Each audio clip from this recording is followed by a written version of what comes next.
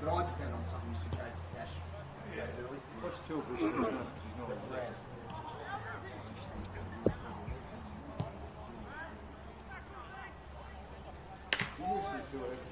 Promoted earlier. They actually got 3 big outs. Yep. Yeah, that was nice today. Three suspensions.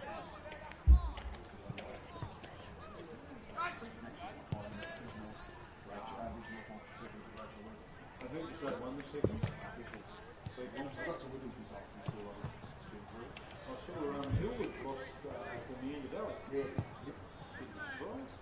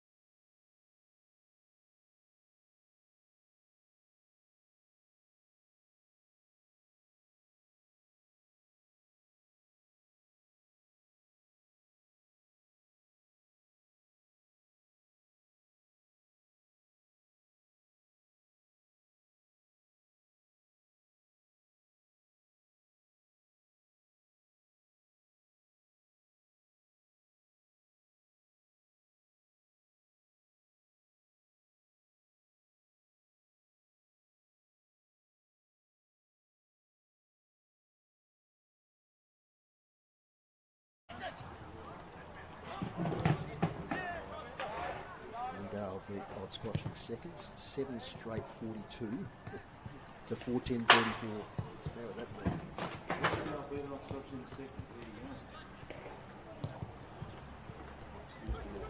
That's the second single, isn't it?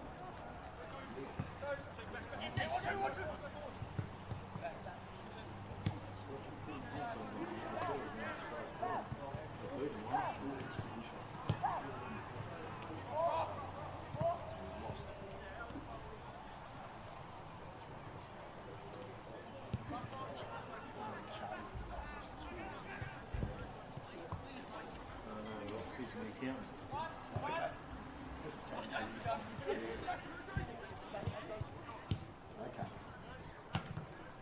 20 seconds.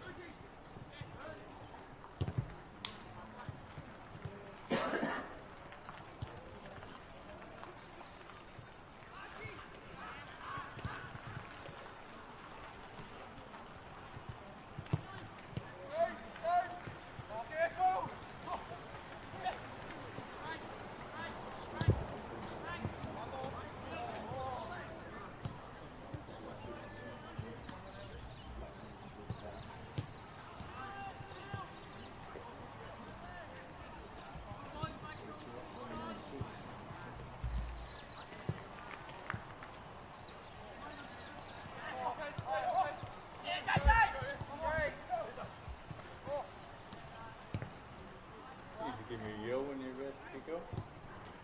You probably you'll hear the theme song come through. Oh, okay, yeah, cool. Thanks.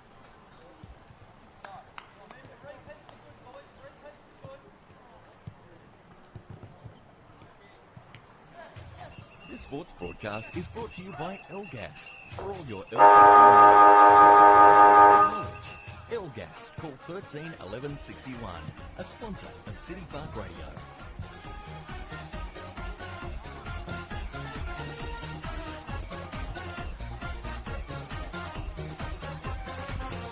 See the water sitting there at Welcome to Windsor Park in Launceston here.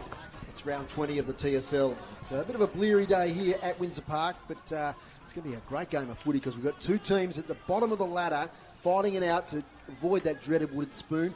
And looking at the calculations, Either of these teams could actually go as high as 5th on the ladder with a couple of wins to finish their season. I'm Dave Moore. This is City Park Radio 103.7 and 96.5. And with me in commentary this afternoon, welcome Mr. Rob Soward. G'day, Dave. Great to be here in a wonderful build-up. Two of Tasmania's oldest football clubs as well, doing battle in the penultimate round. That's right. Yes, Launceston and North Hobart, two grand old clubs. And two ornaments to the game of footy in Tasmania. Down on the boundary, just emerged from his little hut over there, trying to keep dry. We've got Mr. Chris Sayer. G'day, Chris. Hello, guys. Tell you what, after last night's MCG game, does the TSL have a lightning policy? Well, yes, a good question. I don't know whether they've got the technology or someone looking at the radar or any of that sort of thing. Yeah, I'm asking because I'm feeling very conspicuous because I have an umbrella. It also might be that metal helmet we gave you when you went down there, Chris, and the metal boots you're wearing. It's about 12 degrees here, so it's not cold, but it's just a drizzly, misty rain, and it's continuous and it's constant. The ground is very wet underfoot. Of course, it's not as good as York Park, but it's not a bog either. But it is very heavy underfoot. It's going to be a wet day. We're only a week from spring, and this is a bleak winter's day. That's right, it's going to be a wet week going forward. Yeah, I'm not sure exactly how much rain we had. I know not far from here at home we had 16 mils, so a little bit on the ground, Chris? Yes, a little bit. Not sort of lying in puddles, but it's just muddy, very, very soft underfoot. North Hobart have won the toss. They're going to kick to the city end, the southern end. Not really any advantage. There's no wind. There's an ambulance going past as well. So I think he's waiting for you when that lightning starts to appear, mate. So North Hobart kicking to the city end. No wind to speak of. Thanks, Chris Say there on the boundary this afternoon. Late changes. Just one for Launceston. Dylan Riley won't take his place in the team today. He's replaced by number 40, Hunter McGee. And we do believe that coming to the side here for North Hobart is number 4, Brad Tilbury, the veteran. And Isaac McCrimmon is out of the team. So he'll be a big loss there for North Hobart. And gee, they're lining up to start the game 3 minutes to 1, Rob. We can't even do a preview. How's that? Oh, it's all happening. I think that's some football up in northern Tasmania this week, Dave, with That's all the right. changes with the AFL game and everything. Yeah, you're the only one happy about all that because you get home and watch the Tigers and all those veterans retiring in their last game. I'll be sad with that, but it's a game we don't need to win. I'll tell you that number 1 draft pick. Getting underway here at Windsor Park, North Hobart versus Launceston. Here's Rob Soward for City Park Radio Sport. Rucks do battle, and North Hobart are going to come away with it. A quick kick forward there, bobbling around out towards the wing position. Cleverly tapped forward there in the direction of Leaf Heber. Lots of bodies around the footy. Umpire said, my ball. I think we're going to see that a little bit today, Dave. And Chris did say to us before the game as he was walking through, no bouncing it in the middle today, that's for sure. Absolutely. Ball comes out. Launceston come away with it. Quick long kick into the forward line. Oh, Launceston player looked like he was held there by the defender of McCulloch. And he'll be happy to see that out. And you mentioned, Dave, coming back from a shoulder injury that he sustained earlier in the season. Yeah, we saw that here at Windsor Park. About the first minute or two of the game, poor Jack McCulloch been out of the game for quite a while. We've got a bounty thrown right in front of the Launceston club rooms. Most patrons are inside today with this drizzly rain falling. The lights are on. Boundary throw in. Monk's in the front position, taken by Norton. He kicks to the far side. Nice handling there by Stevenson. Wheels around on the left foot. Kicks towards the wing. Bouncing ball to Bailey Walker. He can't take possession. He slips over. And it's out of bounds in front of the boundary rider, Chris Sayer. Yeah, he's waving there. You can see on the stream if you're watching it. Well sheltered over there too, that's for sure. So boundary throw in. We know on wet days this can be a very low scoring ground on occasions. But still fairly firm underfoot in most places. Front position, James from the back, Tina McCormack. Thumps it to space. That's beautiful play there by Isaac Hyatt, though he's caught. He gets out of it on the left foot. Little kick is good to Faulkner. He marks a couple of kicks out from goal. It's an open 50 ahead, but they all charge back now, so it's all congested all of a sudden. Faulkner sets it up. Who can fly? Foley's there. Nearly a mark in the front to McGuinness. Stacks on the mill. Ball up about 30 metres out from the Blues goal. No scorers yet here. The New Look Blues, lots of young new faces in there. They'll be looking to craft something here with this early forward entry. Ball goes up. Taken out of the air there by the North Hobart ruckman. Launceston player held. Umpire said No, it was actually played it the other way. Be a free kick there to North Hobart. It looks like Callum Kilpatrick moves it on quickly back towards the centre of the ground. Ball bobbling around there. Barron leads the race. Pushed off it. Towed forward there by Jack Miller. He's going to pick that up. That's a nice pick up with a wet ball on the wet ground. Bobbles it inside 50. Taken away there nicely by the Launceston defence. Looked like a set up. Umpire's found a free kick.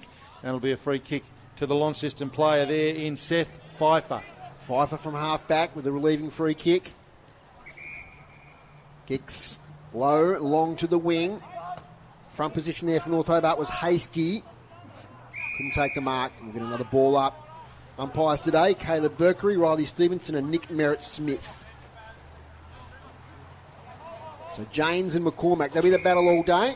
And we've got an over-the-shoulder free kick picked out by the umpire. It's going to go the way of Nathan Janes. Always invited to play on, puts himself under pressure, kicks quickly. Burling front position, thumps it away. Josiah Burling, he's fifth in the league for intercept marks. Josiah Burling, Rob. He's having a great season back there. He come back from the Perth Footy Club this year. Yeah, and he'd played some good footy here, hadn't he, at Launceston before returning to Perth. So mainly as a forward, so he's made that transition to the back line really well. So Janes and McCormack again. They're a long way away from the throw-in. It's a bit short with a slippery ball taken by Norton. Releases the kick. Tackle laid. We've got another stoppage. We're about 55 metres out from North Hobart's goal. Been playing about 4 minutes. Big win to North Hobart in the curtain raiser today. Get to that in a moment.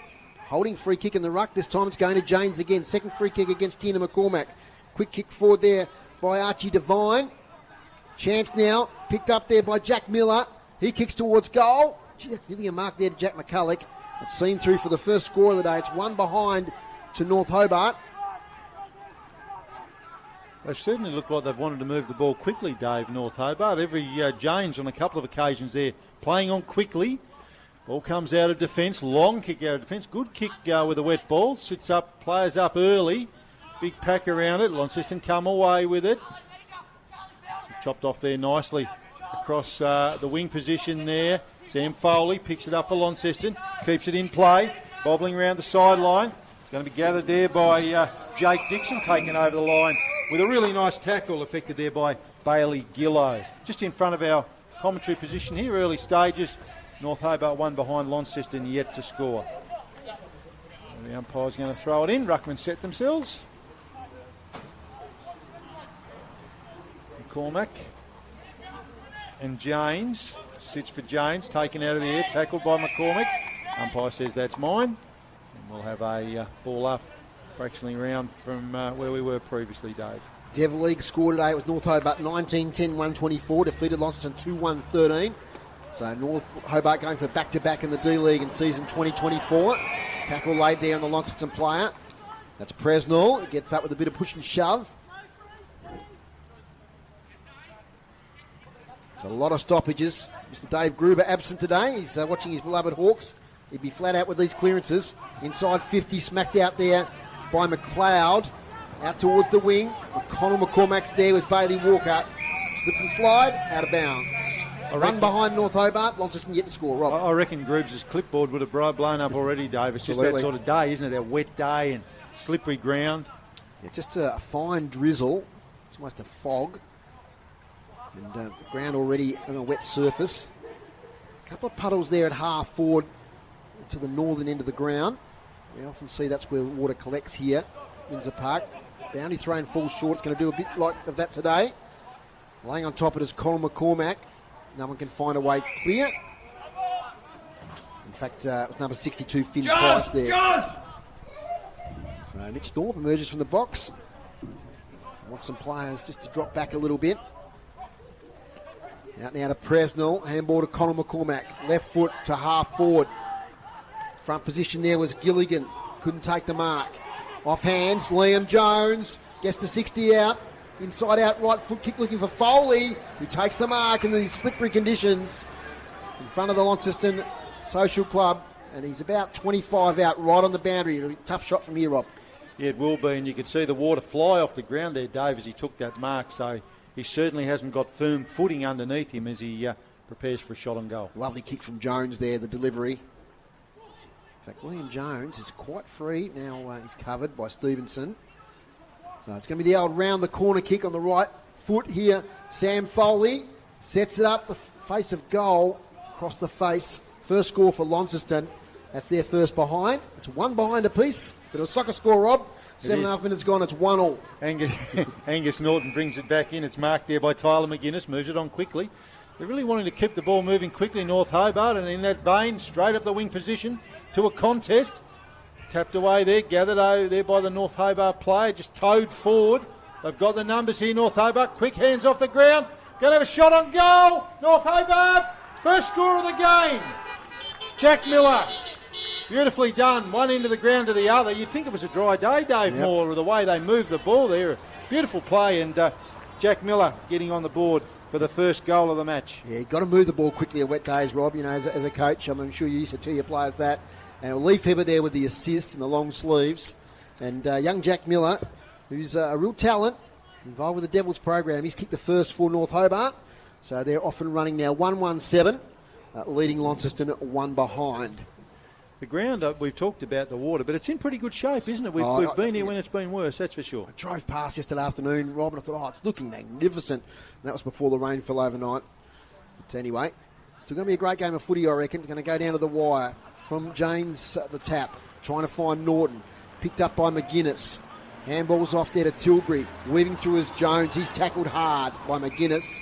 Got a free kick for over the shoulder going the Blues way. He came back here to Cooper Shady. Those distinctive locks. Right in the centre circles. Short kick now to Jones, who's been prominent early. 10th in contested possessions in the league this year. Plays on now. It's away from Kilpatrick. Off the side of the boot. Lucks a fortune. Falls nicely to Ben Hyatt. Probably too far out to score. Short pass here looking for Gillow near the boundary line. He takes it. Wheels around. Funny old kick. Try to centre it for Brewer.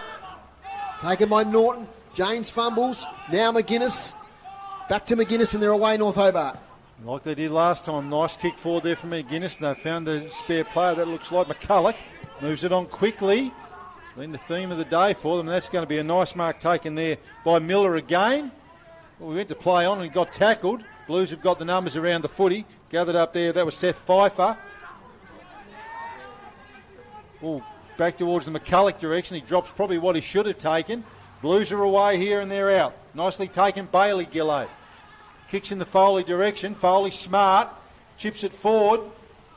Ball bobbling around there on that wet ground. Gathered beautifully on that occasion by Ben Hyatt. Swings around. Has a shot on goal. The ball's just bouncing around there in space. McGee leading his North Hobart opponent in the direction. Picked up nicely there by the Blues. Back to McGee. Tackled. Holding the ball, I think, umpire. No. Holding free kick. Yeah, well, there you go. That's why I'm not an umpire and why I'm up here. Yeah, it was one of those 50-50 ones. He did have it for a split second, but I think the tackle lingered a little bit too long after the ball had been set free. So young Hunter McGee, I tell you what, I couldn't pick up the North Hobart player, but I think it may have been Jack Gilligan. Later tackle on Ben Hyatt there just at the last moment because Ben Hyatt was going to snap that for a goal. Yeah, and that's why it was bobbling around there into space. And McGee was Johnny on the spot. He's lining up from around about 30 metres out. Slight angle, moves in. Not going to get the trip. Belted through by the North Hobart defence. That's a difference on a wet day. You know, haven't got that firm footing underneath to plant the foot. It looks like Monks, is it, bringing that back in? Nicely taken there by Wilson. Jack Wilson with the red hair. Won't miss him today, Rob. No. It's outside defensive 50. Gee, that's a nice kick to find Stevenson. Handball's sideways now to Cracknell. Cracknell, the half forward. There's Leaf Hebber. The long sleeves. Off the pack. Trying to pick it up as Kilpatrick. Couldn't do so. Gee, North Hobart player took on a few there. Back to Cracknell now. Leaf Hebber. He's tackled. Loses possession. Plakalovic there. Got it right. First up, Rob. I'm happy. Beautifully done. And he might get a free kick too. No, yes, he will. Young Dane Plakalovic. I got mucked up that second time. Plakalovic. And I think I got it right. No, you did. Yes, I did. Out there, Faulkner. Oh, nice little dummy around his opponent. Faulkner gets space. Kicks up the wing. Lovely kick to Isaac Hyatt, who takes the mark on the wing. Our East European listeners aren't texting in, Dave. You're doing a great job with that. Hyatt lobs it up there. It's a nice kick again, as I said, with the wet ball in the Foley direction. Off hands. bobbling around, trying to be kept in there by Jones, and ball goes out of bounds. Sorry, that was Ben Hyatt, I should say, off his hands. Going to be thrown in front of the canteen. Just at the stoppages in the next little while, Rob, we'll try and get through some scores. Division 1 reserves, Lilydale 7 straight 42, defeated Old Scotch 4-10-34. Lilydale through to the grand final. Accuracy certainly winning out there. Taken away there nicely by North Hobart. Gives Stevenson, toes it forward. Back to Stevenson. Kicks to space. Blues lead the race there. Upended on that occasion was Isaac Smedley. Another one, Rob. Premier Division Women. Old Scotch 3-4-22 in the qualifying final, defeated South Launceston 2-8-20. So another inaccurate team losing there by 2 points. So Old Scotch through to the qualifying finals. That's through to the second semi. Yep. Yeah. Blood rule on this occasion. And Division 1 second semi, Meander 7-5-47 to Hillwood 4 straight 24. And that'd be classed as a bit of an upset, I'd say, Dave. Hillwood did finish on top, even though they did lose to Meander Valley through the season. And under 18s last night, South Launceston 7-4-46, St Pat's 4-13-37.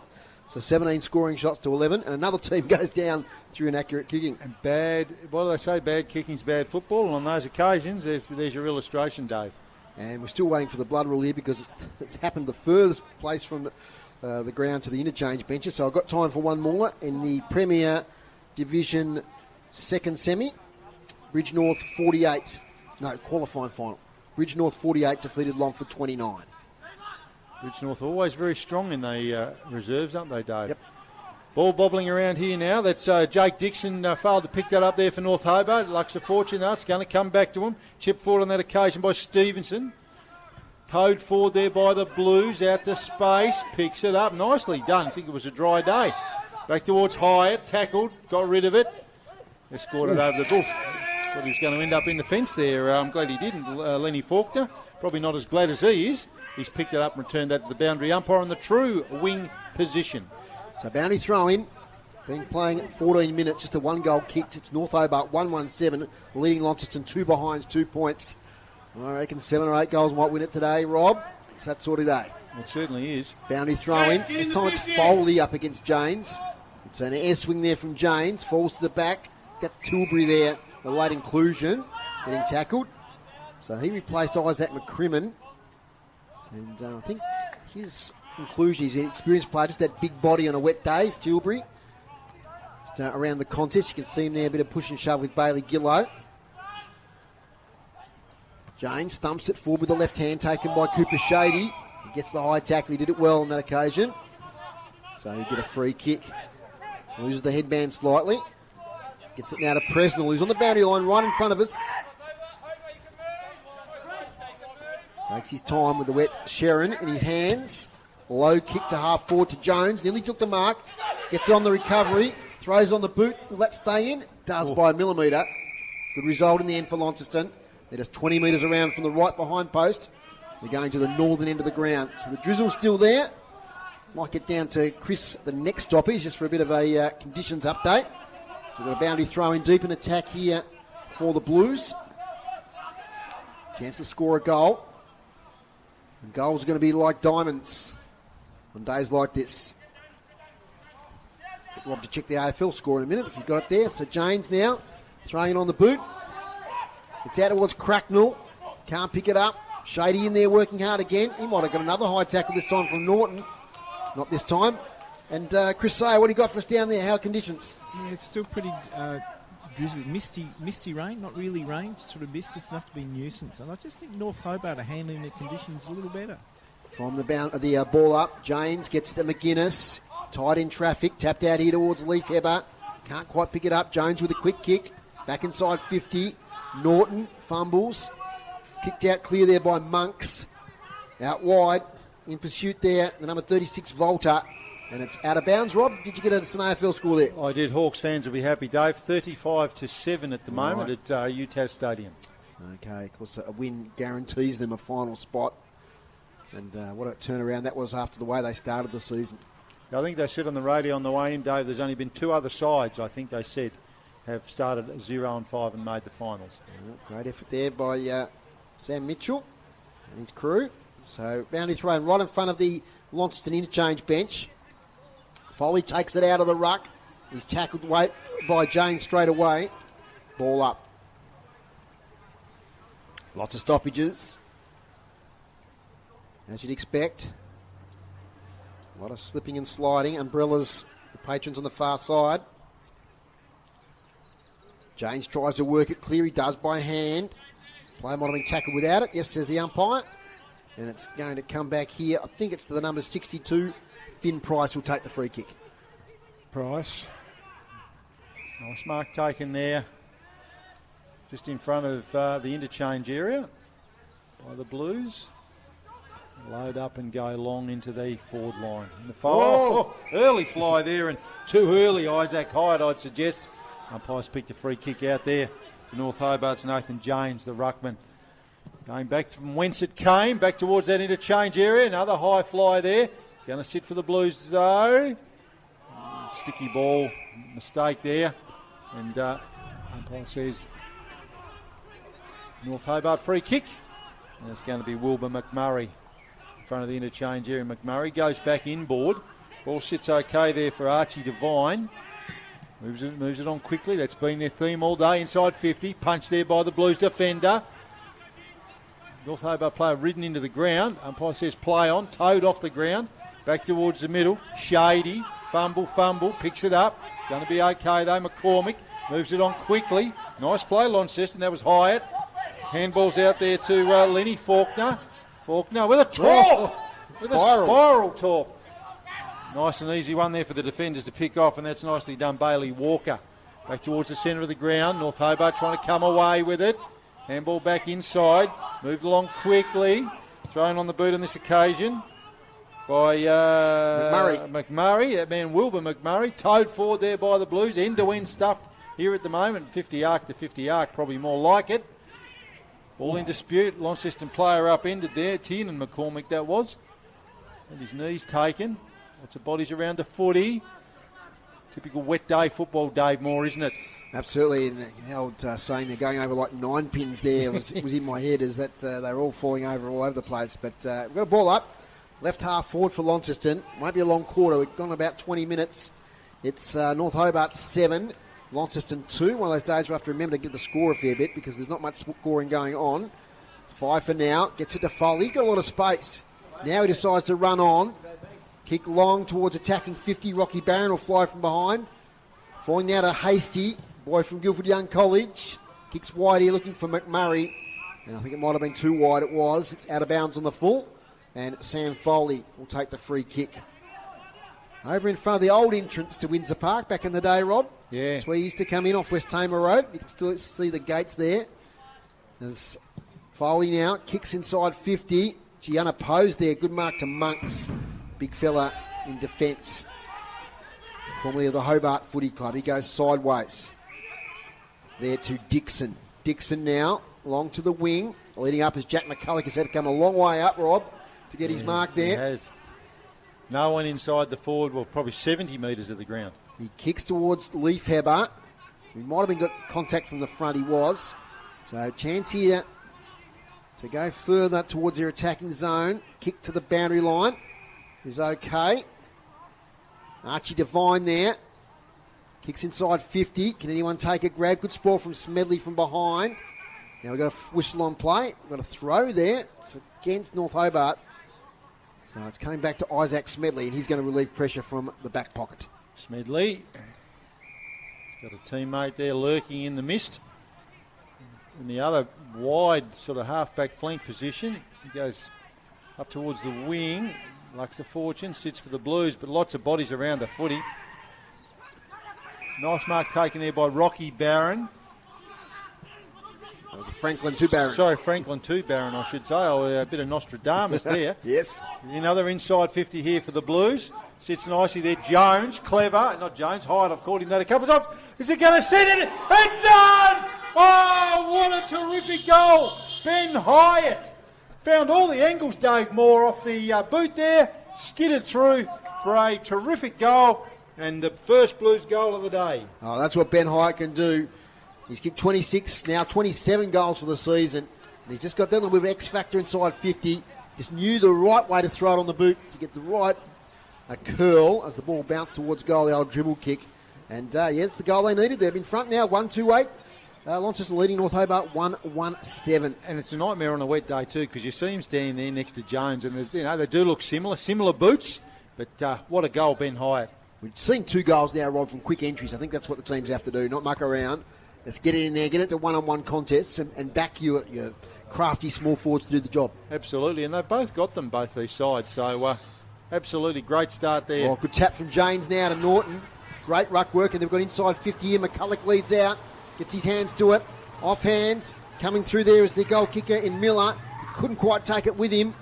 And now we've got a stoppage. And there's a young Jack Miller. He smacked his fist into his hand, knowing that if he was going to take that cleanly, he was off towards goal again.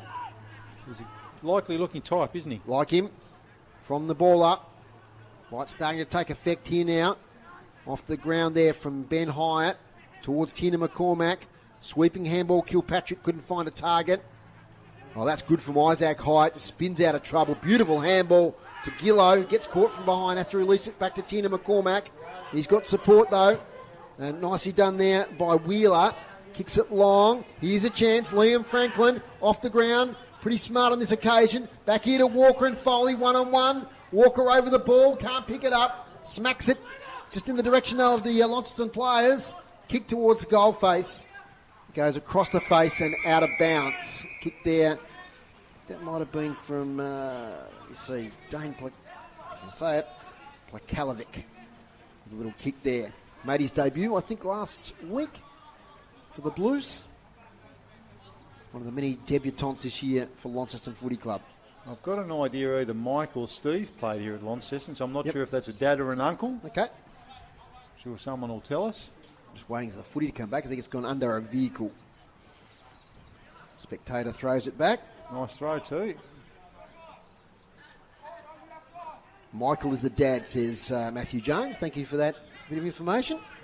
Yes. Good athletes, the Plakalovic boys.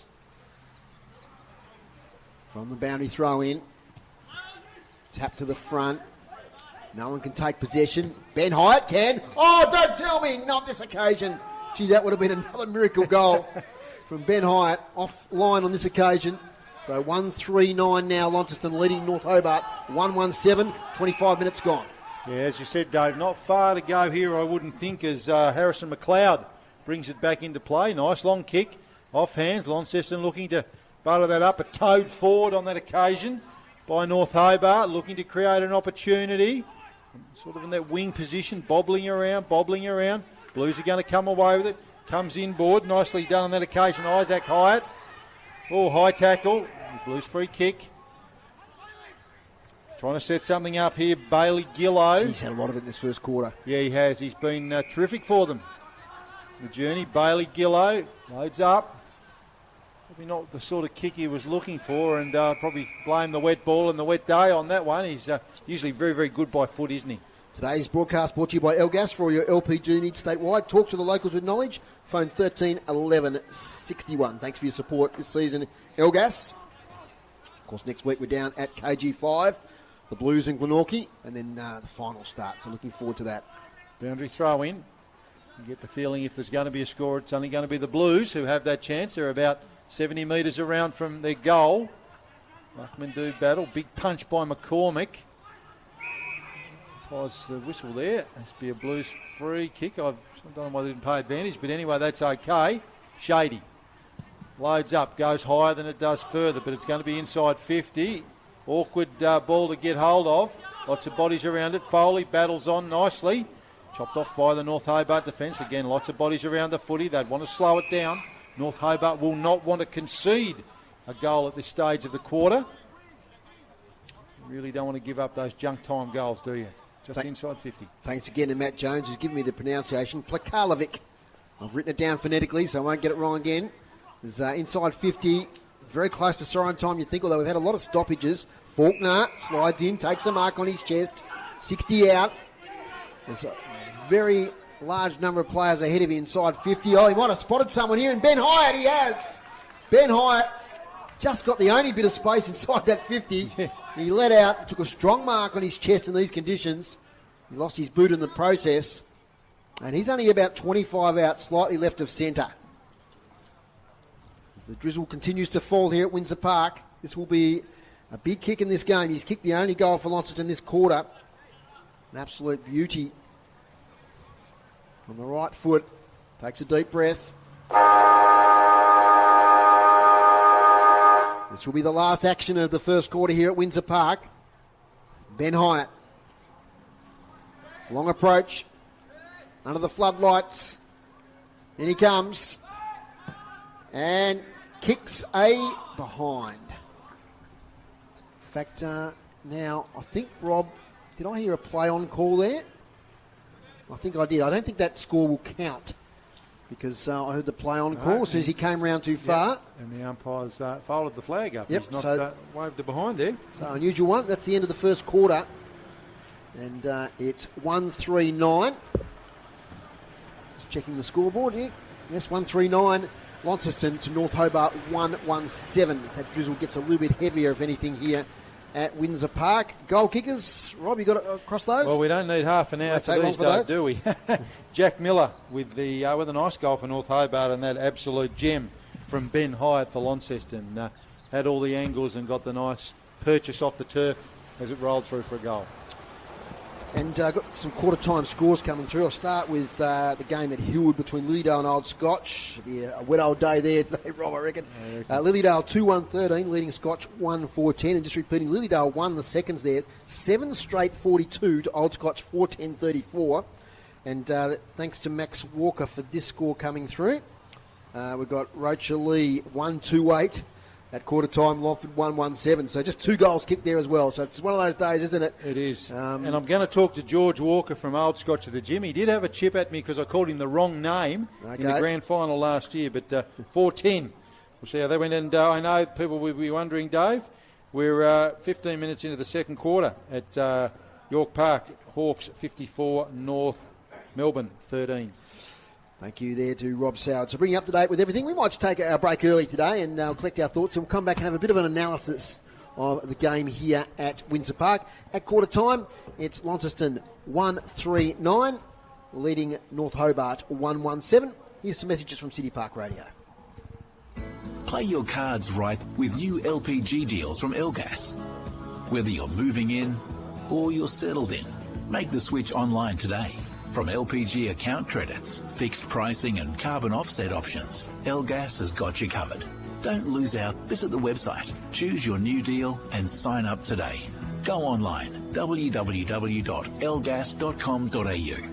Elgas, local, safe and reliable. A sponsor of City Park Radio. This winter in Launceston, warm up with Superlicious. During August, 6 local businesses are competing to be Soup Champion of Launceston. Head to each venue, savour their nominated soup and cast your vote. It enters you into a draw to win a $200 voucher to a Launceston hospitality venue of your choice. The venue with the most votes wins a fantastic photography package. Visit launcestoncentral.com.au/winter for more and to cast your vote. Superlicious. Taste, vote and win. A sponsor of City Park Radio. We all know that one day we'll die. But if that day came tomorrow, would your wishes be clear? Celebrate your life how you want to celebrate it. Shape your legacy. Write letters to those you leave behind and leave instructions on where things are. Don't leave loved ones guessing. Afterlife is your secure online portal where you can keep your wishes up to date as life evolves. Start saving your notes, photos and memories today at myafterlife.net. A proud sponsor of City Park Radio. This sports broadcast is brought to you by Elgas. For all your LPG needs, talk to the locals with knowledge. Elgas, call 13 11 61. A sponsor of City Park Radio. Dave Moore and Rob Soward here with you at Windsor Park, and at quarter time it's Launceston 1-3-9, leading North Hobart 1-1-7. And quarter time brought to you today by Brew Coffee Hut, making hot drinks for you at the game today. You'll find them over near the Launceston club rooms over there. They've got a van here today and also a van at UTAS Stadium, so Shane Manchannon over there, and he's got his crew there making some great coffees and hot drinks there for the patrons here today, and you'll see them at a lot of events around northern Tasmania. Thanks to Brew Coffee Hut for their support of City Park Radio. Okay, Darren Lovell has just delivered you the stats. Can you see there, Rob? Yeah, look, Isaac Hyatt, top possession winner for Launceston, Dave, with 8, and then the usual suspects, Foley, Jones and Fife are all on 6. They're reasonable sort of numbers, aren't they, on a wet sort of a day? Yeah, I mean, I just got a feeling in the call it was those on-ball players, Hyatt, Foley, Jones, and you mentioned there, Gillow, really getting a lot of the ball. For our North Hobart listeners, we do get the stats from the Launceston guys, so we're not missing you out. I'm not sure if they're tracking Angus Norton from North Hobart. He's had 7 possessions. He's always a busy player. Especially on a day like today, he gets in and under and gets a lot of the footy, doesn't he? He does, and that's critical on a day like today. But North Hobart, Dave, in that first quarter, as you quite rightly said, they just want to move the ball quickly at all costs. And on one occasion, and you might say it could have been a couple of other occasions, it worked out all right for them. Yeah, so it's a day when contested possessions are really going to be important, aren't they? And just getting that ball forward, it's not going to be pretty football, but we saw both goals, didn't we? We saw the goal there from young Jack Miller was a quick transference of the play inside the 50, and the one from Ben Hyatt. Yeah. So that sort of chaos ball is going to be valuable today, and as I said, backing your small forwards to do the job. Yeah, absolutely, and I like that into with Brad Tilbury. You talked about him as a big-bodied sort of a player, and I reckon as the game goes on, those big-bodied players just come into their own, don't they, around the contested footy. So North Hobart about to take up their positions. They've just parted ways there from their coach Adam Bester, and Launceston still over there with Mitch Thorpe. It's his last home game today here at Windsor Park, and Chris Sayer has just drawn himself away. He's got the umbrella down there, and he's got the word from the Launceston huddle. Yes, Mitch Thorpe's very vocal, very confident, and sort of glowing with praise, although he did say there's some dumb free kicks, especially from the ruck. A lot of instructions to players: kick off the ground, get a bit of confidence, buy it from the canteen, he said. And some little positional changes, but he's still very confident and adapting to this wet weather football. And he was quite vocal. Okay, and he's just jogging past you now there, Chris. He's still looking pretty fit. Mitch Thorpe, isn't he, Robbie? He is. Get down and get a kick. Yeah, I'd put him in the square on a day like that. Yeah, absolutely. Thanks, Chris Sayer. Okay. So 53 points at York Park too, Dave, in the favour of Hawthorn. So long day will be for North Melbourne. So Alex Russell, he's also jogging off the ground, the assistant coach. And I think I can't say. I know he's got something lined up for next year, but I can't announce it yet. It's a little bit of a secret, but anyway. Yeah, there's plenty going on in the changing landscape of footy, isn't there? Absolutely. Umpires today, Caleb Burkery, Riley Stevenson and Nick Merritt-Smith in charge. We're going to get underway now in the second quarter. The Blues lead by 2 points. Is Rob Soward. Jane's first hand on there. The North Hobart ruckman was really good in that first quarter. Launceston going to come away with it, though. Nicely done, and it's stuck too. Wet day football. You love to see that when they get their hands on it. Finn Price moved it forward quickly. Mark dropped by the North Hobart defence. Lots of red and blue jumpers around it there. Player tackled. Umpire said, that's my ball. You forget how young some of these players are, Rob. Like, we've got grade 10 people out there. Young Finn Price, grade 10 at Riverside High School. Yeah. And great experience. The future of Northern footy out here in front of us today, Dave. Ball in dispute. Be another ball up here, I reckon. Bit of a rolling maul there as Jones was moving his North Hobart opponent back towards the 50 and won some valuable territory. Umpire's going to ball it up. James and McCormack do battle. James, nice hand on. Cleared away. Quick kick forward on that occasion. That was nicely done there by Connell McCormack. McCormack to McCormack. Ball in the forward pocket. Blues searching for that second goal. Forced over the boundary line there. It's going to be a boundary throw in and deep in that forward pocket. It's binoculars time down there in that gloomy forward pocket. Can often stay there for quite a few minutes on days like this. Yeah, a lot of young players. North Hobart too, I know they've got a lot of young players in year 11 and 12 and 10. Archie Devine, I think, is a year 10 at St Virgil's. Spills out. Jones falls over. McMurray back to McLeod. McLeod kicks outside defensive 50. Player went early there, not penalised. Quick inside 50. Is there a target there over the back? Jones nearly took it. Loose footy. Bailey Walker in there working hard. Snap around the corner there from Connor McCormack. Spills into the lap there of Monks, who relieved the pressure for North Hobart. Monks clearing kick down that far side flank in front of the lights. Off hands and out of bounds. I did notice, Dave, just before the game, I did a bit of research. Two of Tasmania's oldest clubs. Launceston 1875, North Hobart 1881. And I'm sure they've seen various iterations, haven't they, of competitions over the years as we go to the new structures in Tasmanian football next year. Yep, the Northern Premier League. So next year we'll be watching Launceston play the likes of South Launceston, Longford, Deloraine and Scottsdale. So it's almost going back to the mid-80s with that sort of lineup of teams. James was pushed out of the ruck. Ball on the deck. Cooper Shady in there fighting hard. Sharon emerges. That's Bailey Gillow throwing on the boot. Deep inside 50. Dangerous Ben Hyatt. He works hard there. Locks the ball up, and we'll get a ball up.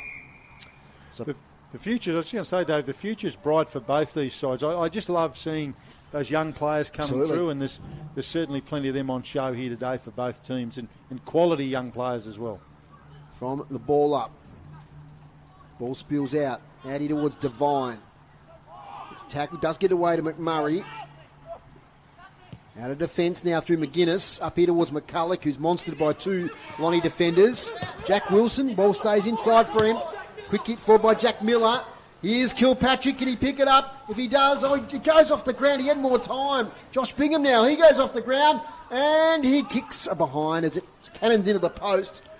But I'll tell you what, don't know if the talk was there, Rob, because Callum Kilpatrick had time to pick that up. He did. He almost trod on the brown trout, I think, in one of those holes there, Dave. He did have a bit more time than he thought, didn't he? Speaking of brown trout, I think there's a fishing comp at Four Springs today. Am I right on that? Well, that's why I'm here, Dave. Okay, too wet. Too many people. There's Burling, yes, you like the solitude. Burling out of defence.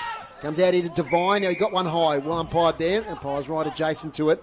Archie Devine off now to McLeod. He's under pressure, and the pressure caused him to kick it out of bounds on the full. It's Launceston 1-3-9, leading North Hobart 1-2-8. Been playing about 4 minutes into this quarter. Relieving free kick taken here by Isaac Smedley, almost in front of us here. The commentary position, Smedley. Yeah, whistle here, Rob.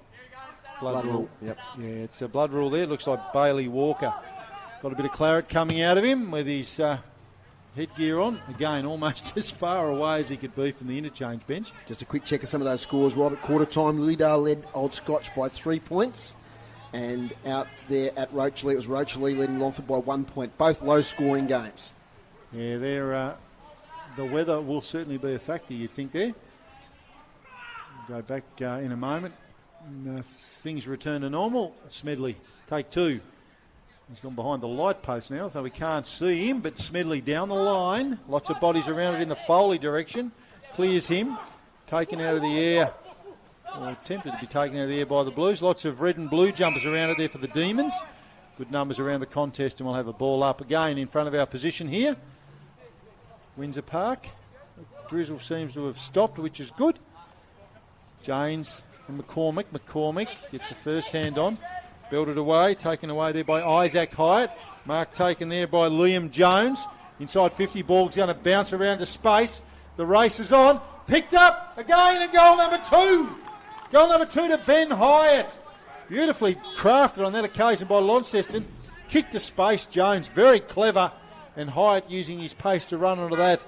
And he's the Launceston scorer at the moment, Dave, as far as the goals go. It's those three. It's Isaac Hyatt, Liam Jones, Ben Hyatt. And they combined so many times. And just the smartness there of Liam Jones. He knew that, Ben Hyatt, he's got the pace inside 50 in a foot race to win it. And he did it comfortably and made it look easy in the end. But, of course, he had to have that acceleration to get away from them. Yeah, he did. And those three names that you mentioned, Dave, all very, very clever young players with bright futures ahead of them.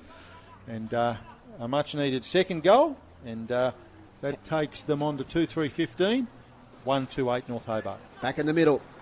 Can North Hobart respond? Here he is again, Isaac Hyatt, having some sort of game. 8 possessions in the first quarter. Liam Franklin, sport from behind by McLeod. Will Jones nearly picked it up. He lays a tackle now on Devine, I think it is, underneath that. So Liam Jones, he slaps his hands there. Just couldn't quite get a handle on it, but gee, it's not an easy day for ball handling. Out now to Norton. 7 possessions in the first quarter. Price couldn't quite take the mark. Leaf Heber, McGuinness links up with Devine. Kicks it to space. Smart kick here looking for Stevenson. Can he get that friendly bounce? He gets it now. Pressure there from Bukalovic. Good work there by the youngster. He just held up play, but the reinforcements arrive. Kick now towards attacking 50 to space. Probably go over the boundary line. Skids along the spongy turf. But North Hobart do get an inside 50 there. They trail at the moment by 7 points. You listen to City Park Radio 103.7 and 96.5. Today's broadcast brought to you by Elgas for your LPG needs statewide. Talk to the locals with knowledge. Phone 13 11 61. Hawthorn by 66 points at York Park, Dave, in the shadows of half-time. Old Scotch 22, lead Lilydale 19. 8 minutes into the second quarter, thanks to Nathan Hack for that score. Out it comes. Quick kick forward there by Cracknell. Semi-smothered, off hands. Leaf Heber, dangerous, tries to get off the ground. Procopese was there. Off the ground now. It's in the centre of Windsor Park. It's a battle here, Franklin and McLeod. Little handball over the top here to Devine. Going back hard there was Gilligan. And that's holding the ball against North Hobart. Oh, gee, I want to make that go, Rob. So would I. Let them play on a day like this. We need some flowing play. So would I. Chipped out by Barron. Here you go, Plakalovic. He's there, Plakalovic. Got some options down the line. Goes short, back inboard there. That was Barron. Barron to Plakalovic, back to Barron. Goes inboard again. That's Josiah Burling. We talked about him being successful at both ends of the ground. He's in the middle at the moment, so he's looking for options. He's going to load this one up and drive it deep inside. But it's going to land inside 50 in the Sam Foley direction. Ball sits for Foley. Tackled as he possessed it. Leading the race for the ball, there's Liam Franklin. Dispossessed. Ball bobbling around. Launceston trying to craft something. North Hobart, quick kick out of defence. Should be coming back, but they've got the bodies around it. He's picked up nicely there. Lockie Presnell, inside 50, but he's picked out the North Hobart defender. Looks like Monks. Moves it on quickly. It's lost the ball there. Lost the ball. Janes gathered again there by the Blues. That's going to be another inside 50. And a mark taken deep there in the forward pocket by Sam Foley. Nice delivery from Burling. He's just sweeping there at the moment. Kick behind the play. A clever player, Josiah Burling. Sam Foley. He was on an angle at this end. He's got an angle at the other end. They're not making it easy for him. As a forward, you like to get those ones in front of goal. He's out on the boundary line, and as you can see there on the screen, some lights on in the background. Hopefully they've don't get flat batteries. Foley, check side. I think that's going to be all right. That's going to be really all right, Sam Foley. Don't worry about where I'm standing. He's found the angles on that occasion, Dave, and he's added to Launceston's score. They move on to 3-3-21. North Hobart 1-2-8. Yeah, and that's a handy lead now, Rob. We're out now to 13 points. And, gee, 3 goals Launceston have kicked, 2 from Hyatt, and now the one from Foley have been good entertainment. And as I said, yeah, Josiah Burling, he's just having a great season. And it's their prime movers at the moment that are really putting him on top in this game. And North Hobart need to respond. You don't want to give up too much of a lead in these conditions. No, it's a long way back, isn't it, on a wet day when you're down 3 or 4 goals, that's for sure. So the ball up again in the centre. Janes and McCormack. McCormack wins it to the advantage there. I think that tackle was lame. So the player gets up. It's Finn Price who's on the board at the moment. So for the young Year 10 from Riverside High, that's a big responsibility. Good experience. Out now to Rocky Barron. He can't pick it up. Smedley with a little fumble. Gathers it back in. He's got to be careful. He's got to try and get it out. Now to be a ball up. Still around the centre circles. Been playing about 11 minutes in this quarter. Apologies, I was a bit slow getting the timer started for those on the stream. A couple minutes behind. Finn Price kicks it nicely. Finds there McCormack. Kicks towards half forward. Ball spills out. Gilligan off the ground. Barron. Handball now to Tina McCormack. Use his strength to get around. Liam Jones. Handball sideways. Connor McCormack. Caught nicely there by McGuinness. Could be a turnover. McMurray. A lot of hard tackling going on here at the moment. Back to the big ruckman in James. Handball backwards to McLeod. This way, that away. Gets space. Kicks to half forward. looking for Miller. Off hands at the front, McMurray out of bounds, right in front of the Launceston interchange bench. Been playing 12 minutes. It's Launceston 21, North Hobart 8. Here's Rob Soward for City Park Radio Sport. Dave Groove will be very happy. Dave Moore sitting out at UTAS Stadium as his Hawks are up by 54, right in the shadows of half time. So lots to play out there. Lots to play out here too as a boundary throw-in comes in. North Hobart searching for their first goal of this quarter, but chopped off beautifully across the back line on that occasion by Jacob Wheeler. Mark dropped there by the Blues. Wheeler gets it back. Kicks down the boundary line. Not sure why he didn't go longer than that. It's going to be okay though. Barron. Quick ball movement again. North Hobart have got the numbers there in defence. Drops the mark. Here's an opportunity again. 1-on-1 in the goal square. Quick play on. And that's going to be goal number 3 for Ben Hyatt. Oh, what a revelation he's being up there today, Dave. Just that quick kick forward. It was Presnell, I think, on that occasion who got it forward. He saw the one-on-one there, and Ben Hyatt was just too elusive. And he's up now to 29 goals for the year. It's just been a revelation. He's come over from Hillwood into the TSL this year to play with his brother at his club that he started with. And, he's just going from strength to strength and just that elusiveness inside 50. He is. I know Jake Pearce wouldn't mind both of them down there at Hillwood. They've got the job ahead of them tomorrow. They go to Parrot Park to play Bridgenorth, but he's been fantastic today, Ben Hyatt. And as you said, Dave, 29 goals for the season is a really, really good return. 4-3-27 Launceston, leading North Hobart 1-2-8. And from the ball up, James wins the tap towards McGuinness. Taking it again is Hyatt. Got a lot of time, just throws on the boot any old how, but might be effective here. Hunter McGee, good hands to Presnell. On the left foot, Lockie Presnell towards goal. Offline, one behind for 4-28 Launceston. North Hobart 1-2-8. Quick kick out is good to Norton. With those 7 possessions in the first quarter. Kicks to the centre. It's a lovely kick to find McGuinness. They need to get something going here, North Hobart. Sweeping kick to Bingham. Bingham plays on. Low kick here, looking for Wilson. Oh, he fumbled at the crucial moment. Oh, does it nicely, Jack Wilson, and then kicks a goal for North Hobart. Oh my, that was good work from Jack Wilson. He dropped the mark in the first instant, but just that little sidestep showed a little bit of class, and that's a badly needed one for the Demons. Yeah, and the Blues defender lost his footing on that occasion, which you can't excuse him on a day like today, but good ball movement there.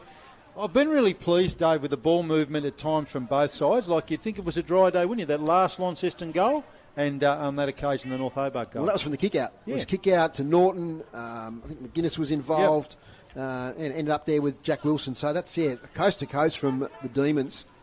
Yeah, great to see too, Dave, walking past us down here at the moment, a Tasmanian Devils supporter. Yes. Great job. Good to see the Devils merchandise up and about. 28-14, the Blues lead.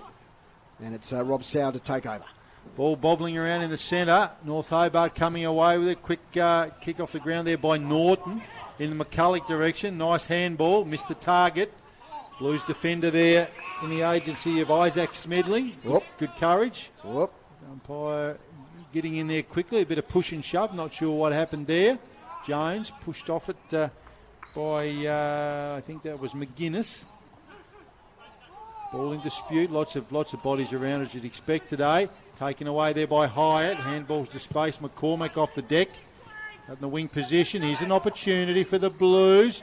Chopped off nicely there by the Demons defender. But go back inboard. Hyatt of the Isaac variety. High ball. North Hobart defenders are going to come away with it. Back towards the middle of the ground. It's going to be end-to-end stuff. Jones unfortunately dropped that one. He's going to butter up. And he handballs that out there to Oliver Atkins. Goes back towards trouble, and that's great courage. McGee bearing down on the North Hobart player in Archie Devine there. He's moved it on quickly. Ball travelling to the far side of the ground. And that's a nice mark taken there on that occasion by McMurray. Inside 50. Ball bobbling around. Demons searching for their second of the quarter. Held up on this occasion by the Launceston defence, which is pretty important, Dave, because they certainly wouldn't want to surrender another goal there. Up ball goes. All of a sudden we've got some great free-flowing footy here at Windsor Park. Cracknell throws on the boot. Here's Wilson or Kilpatrick. Rises high and takes a mark. Handballs to Wilson. He's going to have to snap quickly. He does. Jack Wilson kicks his second. in about 3 minutes. And North Hobart are back into this contest. 3-2-20, trailing Launceston 4-4-28. And what was a Dow contest has turned into a bit of a goal fest all of a sudden. Yeah, we were saying off air, at quarter time, we were sort of saying, maybe 5 or 6 goals would win it. But, it's like a dry day football here at the moment. Smart play from Kilpatrick there. Any set shot on these conditions is difficult, and he got the handball away to Wilson, who snapped the goal. Yeah, and he did really well, Wilson, on that occasion. He's a likely-looking type too, Jack Wilson. As we said, like to see these young players. Different world next year, Dave. What do you got? Lilydale 31, Old Scotch 24. So lead changing quite often there at Hillwood in that game. The winner goes through to the grand final. Of course, Perth and Bridport tomorrow. And Bridport are a bit of a story of the last couple of seasons in recess and now playing finals. Yeah, like you, Dave, I love those stories. Side that proud countryside, disappeared for a while and then back. And winning a final last weekend against Darwells, which was terrific.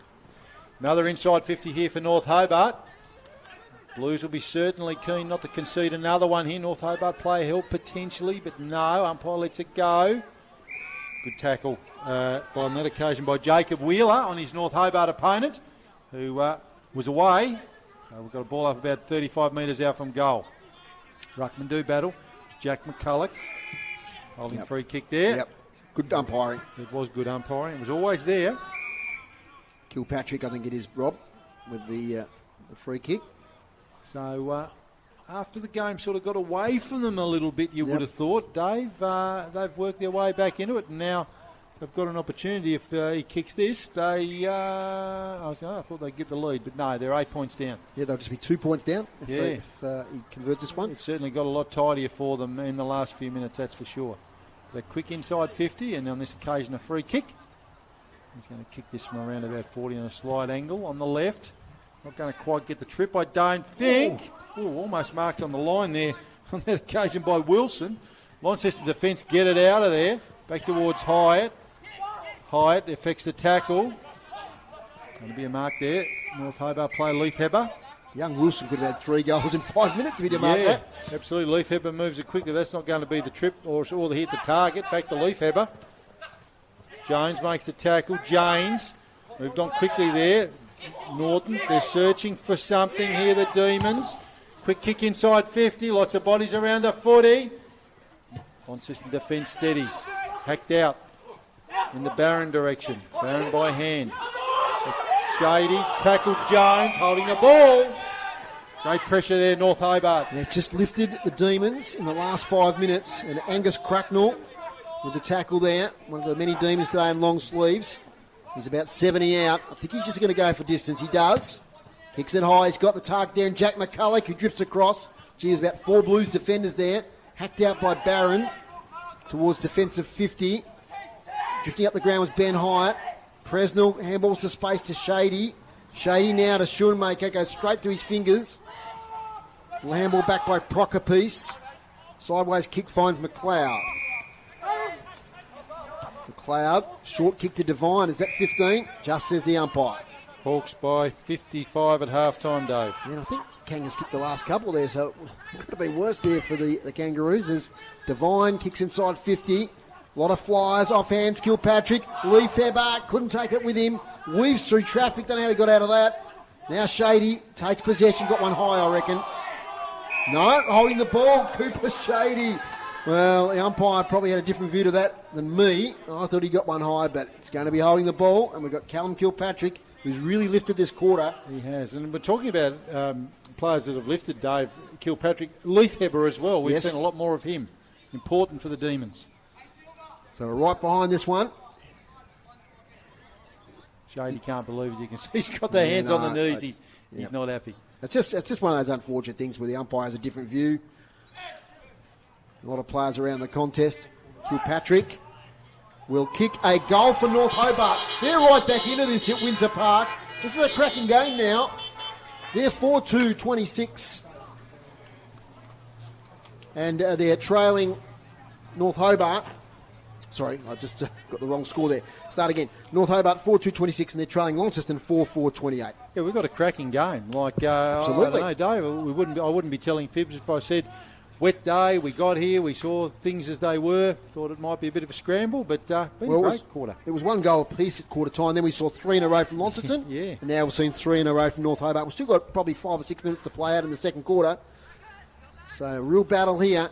Ladder positions at stake. Neither of these teams, of course, can make the finals, but in the last season of the TSL, no one really wants that wooden spoon. Up it goes, and McCormack wins it. Shoved off the contest there. Illegally said the umpire was Tilbury, and he'll take the free kick. I don't think Jones was happy with that, but I think that one was always there. North Hobart move it quickly again. Another inside 50. Looking dangerous. Have belted off the ground there by Isaac Hyatt. People asking for a free kick, yes, and the umpire said that is a good tackle. Just had the arms pinned there, did Presnell. He did, and North Hobart are going to come away with it again. Looks like Tyler McGuinness loads it up. Boundary line's going to win out on this occasion. Leif Heber was leading the race. It was actually young Jack Gilligan. We better get it right because I know his mum is watching from one of these cars here. Oh, yeah, we better get that right. Sorry, Mrs. Gilligan. So that was a great tackle there, Jack Gilligan, for the record. Yeah. Well, did we say it was a great tackle by Jack Gilligan? We better mention it again. It was a great tackle. And another inside 50 here for the Demons. They're really looking dangerous in the last 7 or 8 minutes. They're looking to take the lead, down by a couple of points at the moment, deep into the second term. Launceston come away with it, a bit of an inside-out job there from Bailey Gillow. He's put that one out on the full, pushed down after he got rid of it. I think his opponent said, good kick. It's great to see the parents come and watch their kids. I mean, it's a fair distance. Yeah. It's most of your Saturday. It's fantastic to see as Harrison McLeod now kicks inside 50. Long kick. Marked there nicely in defence there by that man Burling. It's the master of intercept marks in that back line for Launceston. Gets it wider now to Presnell, who's been pretty prominent in this quarter, right in front of the canteen. Kicks long up the wing. Well, that's a lovely mark. Nearly, yes, it's paid. So I picked the player up there. That was Caleb Brewer, the young ruckman. Those big tabs on him. That was a lovely mark over the back on a day when we haven't seen many contested marks. Caleb Brewer now to launch for Launceston. Deep into the shadows of half-time here, Brewer. Nice kick. Boundary line's going to win out, I think. And hearing lots of whistles, I thought that might have been a free kick, but no, it's going to be a boundary throw-in. Around about 80 metres around from the Launceston goal, deep into the second quarter here at Windsor Park. It's 24 and a half minutes gone. 3 goals apiece though this quarter, so there's still a little bit to play out perhaps. Ball falls short. Kick smothered there, booted off the ground there by McGuinness. Tated forward, chopped off nicely across a beautiful tackle, and they're away. Leif Heber quickly throws it onto the boot. Will it sit for McCulloch? No, it won't. Oh, probably deserved a bit of reward there, Dave. Yeah. It was great, quick play there from Leif Heber. Just the kick was poor. Yeah. Was that. And a great tackle there on Burling. He tried to break it, but it was vice-like. And that's I think in that last 10 or 15 minutes, as North Hobart have worked their way back in the game, I think the tackling pressure has been a feature. Yeah, they certainly have lifted their pressure rating and worked their way right back into this after staring down a 3-goal deficit there at one stage. Boundary throw in, Janes and McCormack. Janes with the tap. Thrown out somehow to Presnell. Handballs blindly. There's Gilligan again. Kicks inside 50. Foley, 1 grab, 2, couldn't take it. Bailey Walker's in there. They're falling over left, right and centre. Walker again. Little snap. That's a goal. And that's Jack Miller's second goal for North Hobart. The 2 Jacks, jumping Jacks at the moment for North Hobart. Jack Wilson and Jack Miller. And they've kicked 2 apiece here now. And they're in front, the Demons here at Windsor Park. Rob Soward. Yeah, I've noticed too, Burling and Foley have both pushed their way into that back half there as well to try and stem the bleeding a little, Dave. But on that occasion, just that forward pressure and that relentlessness from North Hobart, I mean, their coach would be delighted at their endeavour after falling behind. Adam Bester. Half-time lead, 5-1-31. Old Scotch 3-8-26. Another game where an accurate team is trailing, so it just shows you. In footy these days, you've just got to kick straight. Yeah, you do. You've just got to make the most of those opportunities. We saw it, didn't we, in the reserves game? 7 goals straight, which is a terrific effort, and they win the game. On this occasion, North Hobart go forward again when we're talking about Demons. Picked up there by Hyatt. trying hard there for Launceston. Goes to ground. Got to be careful. Got to be careful. And umpire says, no, that's mine. McCulloch directing traffic there. He's pointing where he wants Brad Tilbury to go. McCulloch pushed over. Get a free kick there. That's silly. McCulloch. Just not sure why you'd do that there. Just a pretty blatant free kick, really. Now, it's a pretty wet day, but Jack McCulloch can kick a long way. That heavy ball. Yeah, we'll see how he goes here. He's going to hit this just from inside the 50 when he lets it go, but we'll see if that wet ball and the wet... I always worry too, Dave, on those wet days, their ability just to plant and get that leg through the kick. We'll see what he's got up his sleeve here, Jack McCulloch. He's straight in front, moves in, strikes it nicely. It's going to be off target. Umpire's found a free kick. It's against Stevenson. Yeah, he pushed him out. The Launceston defender's going to come away with a free kick, like it's a fortune for them. Dane Plakalovic with the relieving free kick. Second senior game, he kicks long. Outside defensive 50. A lot of players over there in the contest. Spills over the back. Rob, we've got a score at Rocherley, and at half-time it's Longford 5-2-32, Rocherley 3-2-20. And Max Walker, our correspondent there, said that Longford gained ascendancy in that quarter. Yeah, good on you, Maxie. Thanks for the update. And there's 3 big outs for Rocherley today too. So you'd think if the City Tigers are going to struggle, it would be today against the Country Tigers. Bounty thrown. McCormack there with the tap. Spills to Isaac Hyatt. Tries to get it to Wheeler. Through hands out of bounds. Just a transformation in this game, Rob. Yeah, I think it was 4-4 to 1-2, and now it's 4-4 to 5-2. Yeah, it's real swings and roundabouts, isn't it? And again, particularly as we've said, Dave, after a 1 goal each first quarter. Those young players, Wilson and Miller, kicked 2 goals each. And the crafty forward for Launceston, Ben Hyatt, with the 3 goals. Close on half-time. Can someone get a late goal here? Off the ground, Gilligan takes it, tackled as he kicked. Bingham with the thump on. Back to Gillo. Plakalovic takes it. Another nice long kick to the wing. Brewer front position. Spoil from behind by Walker.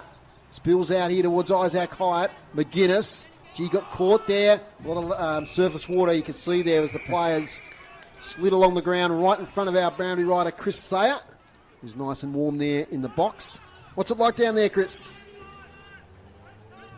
Certainly not cold. So it's very pleasant. And it's not raining either. It's just that mist. I was going to say it's a fog. We might finish this game in fog, Chris. Yeah, I noticed the lights are on here. Is there a rule on that one? Out it comes now. No breeze down there to speak of, Chris? No breeze at all. So the fog just looks like it's coming in, doesn't it? Yeah, well, looking around the hills, you can see it is Absolutely. Looking out to Traralgon and Riverside. Could be interesting at the AFL game. I think there was a fog game back in the early 70s. At the junction oval between Fitzroy and Carlton, if I remember rightly. Right. There you go, a bit of trivia for you. As McGuinness now kicks up the wing. Off the ground by Leafheber, straight in the clutches, though, of Sam Foley. Foley being pushed back on this occasion to stem the bleeding. Goes out towards the wing position to the McGee direction, and he takes a nice mark. Late inclusion? Yeah, late inclusion. For Dylan Riley, Hunter McGee, yeah, for big out there for the Blues. Well-decorated veteran Dylan Riley. McGee gets underneath that one. Mark is taken there. I thought there might have been in the fog now. I think it's Bailey Walker. He might have got rid of the headgear, Rob. Yeah, no, sure that's him. He's tricked us, but there goes the siren. And as we head into half-time, North Hobart 5-2-32. Launceston 4-4-28. And I'll fly through the goal kickers quickly for us, Dave. For North Hobart, Jack Miller and Jack Wilson. The jumping jacks, as you called them, 2 each. And a single to Callum Kilpatrick. For Launceston, it's the Ben Hyatt show with 3, leading all comers on the ground, and the other single to Sam Foley. So in that quarter, in these wet conditions, we saw 7 goals kicked. The first 3 to Launceston, and I reckon North Hobart kicked their 5 goals in the back half of that quarter. Yeah, they did, and it's a game, a quarter of 2 halves, wasn't it? Like it was all Launceston. You were getting the feeling that they were just going to run away with it. But North Hobart through, as you said, Dave, their tackle pressure, their increased effort, they've worked their way right back into it, and they go into half-time, the leaders. And they're up and about North Hobart. You can see they're jogging off the ground really quickly. So I can't see Chris, if you're down there, I don't know if you've got your microphone handy, but no injuries you could perceive in that first half? No, other than the blood nose. Yep. No, I can't see any injuries. No worries. Are you going to wander over to the North Hobart rooms? Yeah, because Mitch Thorpe always addresses his players behind closed doors, so I might go and see what... You might hear him, though, from where you are, because I reckon he'll have a bit to say. Yeah, and of course I'll be interested to hear what Adam Bester's got to say. Absolutely. Thanks, Chris Sayer. He's heading across the ground. Yeah, we just look at the game before we go for a break, Rob. Yeah, just North Hobart just took control in that latter half of the quarter. I think in the first quarter and a half, I think Launceston midfield were on top. They were winning a lot of the clearances. Yeah. But some of the North Hobart players, we talk about the class there of, say, McGuinness. McLeod was really good there. And those two young forwards, the two Jacks, Wilson and Miller, I know in the junior programs and playing Devils, etc., they look really good. See a bit of footy royalty there. I think it's Robbie Devine there, the father of Archie Devine. It was Robbie Devine, of course, a North Hobart legend in his day. He's jogging across the ground there to go and join the half-time address. Well, we might take a break. Yep. Rob, and we'll come back in a little while here on City Park Radio. This half-time break, time for a hot coffee or mocha from our sponsor, Brew Coffee Hut, making hot drinks for you at the game today. You'll find them near the Launceston change rooms there on the far side of the ground, and you'll see them at lots of different events in northern Tasmania. Thanks to your support to the Brew Coffee Hut. We'll take a break and we'll come back in just a moment. Play your cards right with new LPG deals from Elgas. From LPG account credits, fixed pricing and carbon offset options, Elgas has got you covered. Go online, www.elgas.com.au. A sponsor of City Park Radio. Do you need new dentures or denture repair? At Five Ways Denture Centre, they're focused on friendly personal service, providing a range of services including full and partial dentures, denture repair and sports mouthguards. Working with dentists for an integrated approach, Five Ways Denture Centre offers a fresh outlook on denture fitting and repair, as well as correctly fitted mouthguards. Most denture repairs can be done in the same day. Smile through life. Make an appointment today at Five Ways Denture Centre, 461 Wellington Street, with off-street parking, and also online. A sponsor of City Park Radio. Want to learn to play music? Playing music is so much fun and has all Ready kinds to go, of Chris. cognitive and social benefits. Barrett's Music can help you get there. They can help select the best instrument for you, choose appropriate learning books and find a teacher. Plus, they offer flexible, interest-free payment plans. If you pick an instrument that you really like, find a teacher and put time aside each week to practice. Then you can play music. Get started now with Barrett's Music, 104 George Street, Launceston, a sponsor of City Park Radio. Need a skin cancer specialist you can trust? Then come to Esk Skin Cancer Clinic and see Dr. Tilly for a skin, mole or spot check now. And you don't have to be an Esk patient. Dr. Tilly has been diagnosing melanomas and saving lives for over 7 years at Esk. Our vibrant, centrally located Esk Skin Cancer Clinic can assist you immediately. Book online or phone 6331 2355. If it weren't for Esk, where would you be? Esk Family Health is the one to see. Esk Skin Cancer Clinic, a sponsor of City Park Radio. You're listening to great TSL action, Tasmanian State League football, on City Park Radio. Dave Moore and Rob Soward here on City Park Radio, 103.7 and 96.5, and via the AFL Tas TSL live stream. At half-time, it's North Hobart kicking the last 4 goals of that quarter, 5-2-32, leading Launceston 4-4-28. Major goal kickers for the Blues, 3 to Ben Hyatt, and 2 each to Jack Wilson and Jack Miller. And the stats to half-time for Launceston, Isaac Hyatt with 19 possessions, 8 in the first quarter, 11 in the second quarter, 10 kicks and 9 handballs. Liam Jones with 15, he had 9 in that second quarter. Sam Foley with 9 possessions, Bailey Gillow 9, Lockie Presnell 9. And Cooper Shady, who's had a bit of a breakout game here, I reckon. He's got the 8 possessions there to half-time. Ben Hyatt, 8 possessions and those 3 goals. For North Hobart, Angus Norton with 13 possessions, 10 kicks and 3 handballs. Speaking of statistics, I've been a long time trying to get this man here in the box because he's been a real friend of City Park Radio probably since we started back in 2013, and that's one of the Launceston statisticians, Mr. Darren Lovell. G'day, Darren. Boss, how are you, mate? Good, mate. And you and Damien here once again. How many years have you been doing it? Damien Donnelly, that is, for those who don't know. Yeah, look, we've been doing it since, I think, 2008 I come to Launceston. So right. I had a bit of a background doing stats with the original incarnation of the Devils. And then when that folded, a couple of mates come down this way. So Damien and I we formed the dynamic duo. So let's get the history right there. Was that the start of the latest state league, 2008? Yes. It was. So you've been on that whole journey? Yes. Fantastic. Look, I've got a lot of questions, but first of all, the actual process itself of doing the stats, do you and Damien take a different role each, or do you swap the role over, or who does what? So essentially, Damien's he's my right-hand man. He's a commentator, and he just calls the game like you imagine it happen, like what you do, and what happens on the TV.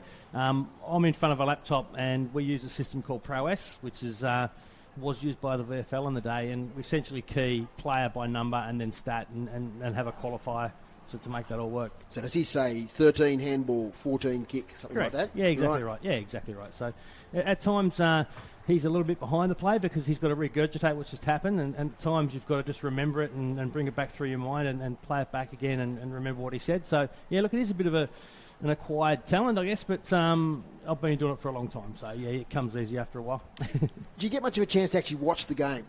In the early days, I quite often... I actually went back and watched the YouTube feed, so I sort of do the stats and miss quite a lot of it. But then as you get a little bit more advanced, you can watch and miss, get things like off the ball, clearances, shepherds, all the 1%ers. And so, yeah, look, it depends on the game. Wet weather and scrappy games are often the hardest. So how's the volume of stats changed since when you started? Like when you started, was it basically marks, kicks, handballs, and it's evolved from there? Yeah, correct. So we actually do opposition teams as well as our own. Now, on the ProS, it has what they call a keystroke counter. So it actually, every time you press a button, it gives you a number. In the early days, we were doing around about 900 keystrokes a game. Now we're up around about 1,900 keystrokes a game. Wow. So it's a lot of buttons, yeah. So we've hit half-time, and Damien's taken some stats across to the coaching staff? Yeah, correct. So we have a KPI board, and he takes the individual stats, which is what I share with you guys, and a board across to half-time. Mitch does his half-time address. I basically check and reconcile the system. Rob, you got a question? I'll turn your microphone on. That's You've right. got a question there for Darren. Darren, you do a great job, you and your team. Cheers, Rob. I guess one of the things that, we know that football's changing a lot next year, and talking off air before the game with a couple of other people, will you have the access to this technology next year in the NTFA when you're travelling around the different venues? I hope you do, because it's not just important for commentators, but it's just critical for your organisation, isn't it? Yeah, look, they are an underrated asset, and all the coaches that I've worked with over the journey have really been grateful for what we can provide. Unfortunately, it's probably unlikely that we will be able to do it. I mean, the system itself isn't cheap. It is expensive. It's around about $2,500 a year to run ProS. Right. Wow. Now, I, over the journey, have learned a lot of the back end of it and can do a lot, and I've shortcutted that. And the guy who runs ProS in Victoria has looked after us. But the sad fact is that when we go back to an NTFA level, we don't have a box. I mean, you can't do this in the grandstand. You need power. If you've got wind and rain, you just can't do it. So, look, you can do that at York Park and Windsor Park, but not at the other grounds. Even South doesn't have a box that we can use. So. I hope people are listening, Dave. I think we sometimes need you to... ask the question when you want to answer. I hope people are listening and do something, because it's critical, not just, as you say, for you, but just to be able to drill down into some of that data is just fantastic. Yeah, look, it is. And look, I know the NTFA and the CSL, they use Premier Data. That's done off a video and doesn't generally come through to maybe the Monday. That's great information, but you can't use a game day. No. Just reflecting on since 2008, does a game or a few games stick out in your mind as the big ones for Launceston? It might have been a grand final, or it might have been just a regular season game. Any games really stick out in your mind? Yeah, look, there's one that probably does stick in my mind. I think it was it might have even been a prelim final at York Park against North Launceston. I mean, I think the ones against North always do stick out because of the great rivalry that two clubs have. I thought, dominated the game and had the best of it all day. North's cream come to the top and won it. And I think it might have been the year before we went on to go on to our three-peat. So after the game, the boys were flat, and we went through all the detail of the game and just realised that we weren't going to accept that. So we implemented standards that have maintained at the club since, and the success has flowed from that. I'm going to throw one to you, Darren. When you talk, Foz has asked you about great games. I'm going to throw one to you. We saw a second semi-final down here against North. It was a real arm wrestle all day. North got away from you, got over you, won straight through. You won through. That grand final was just arm wrestle all day. Do you remember the game? Absolutely, it was one of the toughest games of footy I can remember. It just was. And then you just in the, say 7-8 minutes to go in that last quarter, you just as I said, that arm wrestle, you just got them over. I think you kicked a couple of goals and that was it. Yeah, look, I think a lot of people jump on TSL footy, but look, if you watch it, it's a great stand. It's a tough game. It is a significant step up from the standard below it, and I think it is an underrated thing that it's sad to see that go over the wayside. Now, an individual performance that you've collected stats for, like a player who just, it might not have been 50 or something, but just a really strong statistical performance. Can you remember one of those? Yeah, look, I mean, there's been a real number, and I guess in the day, Scotty Stevens was an absolute ball magnet. I can remember him having 45 touches one day, and look, every one of them was damaging. So, that's one that does stick in my mind. I can also remember Mitch Thorpe in the grand final. I only have about 6 or 7 touches, but he also might have kicked 3 goals that game, and I think that might have turned it. So, there's a couple. Now, conditions that, poor conditions that you've had to do stats with, slipping and sliding, can any of those sort of stick out in your mind? I'll be a little selfish and talk about my own conditions. There was a game up at West Park that we against the Burnie Dockers, and we might have had the Latrobe under 12s beside us making a lot of noise. It was blowing at about 70 k's an hour, and I could not keep paper in the printer. I suppose we forget, don't we, about those Northwest grounds, because you would have done stats at Burnie and Devonport? Absolutely, yeah. Now, your favourite venue to do stats at? Oh, it's got to be Windsor Park. We teed you up there, didn't we? Look, I think the best view in footy is North Hobart, and there's so much history at that ground, and there's just something about it. And look, I think that would especially be that new facility. That absolutely fantastic. Yeah. What about opposition players? I know that each week you keep an eye on a few of them, and probably ones you want to tag or you think might be a bit dangerous. Can you remember some really good opposition players that you might have done stats for? Yeah, look, unfortunately we do remember the ones with the great rivalry. So we look at the North boys, and there's certainly been a number where Brad Cox-Goodyear has literally just had his own ball. I mean, he is a class above at times, and that is one of the opposition ones that does stick in my mind. That's one I can always remember. And opposition clubs that when you go there, are they always welcoming and supportive of what you do? Yeah, absolutely. Yeah, I mean, there's a real camaraderie with volunteers. I mean, volunteers are rare in footy these days, and there's a real camaraderie with the different clubs. And there can be some absolutely ferocious battles on the field, but the clubs are still very welcoming behind the scenes. Yeah, it's a great point that you make, and that's something I think we should never lose sight of. The people that, like yourself, Darren, and Eamon and others around here, you've got the same passion that the people from North Hobart or Glenorchy have, and I think we should always remember that. People that give up their own time, passionate about the game. So, I know from a personal viewpoint, we really appreciate you sharing the statistics with us, because it makes our job easier, and it also means that sometimes when you're commentating, you think, I think he's had a bit of it. It's pretty reassuring to look on a bit of paper and see that you're right. It's been great to have Dave Gruber, who's had those immediate team stats, and also Darren and Damien. And so that last game together, by the way, we're going down to KG5 next week. Awesome. So, we'll be there. That's our last one. Funnily enough, I think the first game that I did for Lonnie was against Glenorchy. So that's actually ending up on the same team. Bookend. Yeah, exactly. Now, I'm trying to think of the coaches. So Anthony Taylor, was he the first one? No, Sando was the first one. Sando was the first one, Then there was certainly Tails, there was Scoob, Brennan Savage, Chris Hill, Sammy Lonergan, Mitch Thorpe. It's a litany of some pretty classy names. Have you been in some sprays? Oh, yeah, absolutely. Who was the best sprayer? I've got to go with Thorpe. Got to go with Thorpe? Yeah, got to go with Thorpe. Yeah. He'd wear that as a badge of honour, I reckon. It's a little bit strange with Thorpe, because in the box he goes off his head, and in a good way. It's his way of expressing his frustration, but when he gets onto the field, he's calm, collected and calculated. And I think that's one of his absolute strengths. He can tone that down and deliver a message succinctly. So. And what about mentally at the end of the game? Like, how mentally taxing is it to be doing stats? Obviously, you get breaks at the quarterbacks, but is it tough mentally to do it? Yeah, very much so. Yep. I mean, you get home and you do what you do. We quite often will go out for a meal on a Saturday night, and you just crash. Once you stop, your brain stops. You do feel mentally exhausted. Absolutely. I think it's a good point that you make too, because again, when you watch the game, and I'm sure you'd agree with this, if you were just here with your family or your friends just watching the game, you watch it differently than you do in your role, or as Thorpe or as we do, and So, yeah, it certainly would wear you out doing what you do. 100%. Umpires back in the ground. But last one, Darren's a big basketball fan. Yep. How are we going to go with the Jack Jumpers this year? Oh, yeah, well, I think the Jackers have got a sensational culture, and it's interesting what happened with Roman Suolipa during the week, that that culture won't be buckled. So I think that's a cornerstone Strong of the club, message.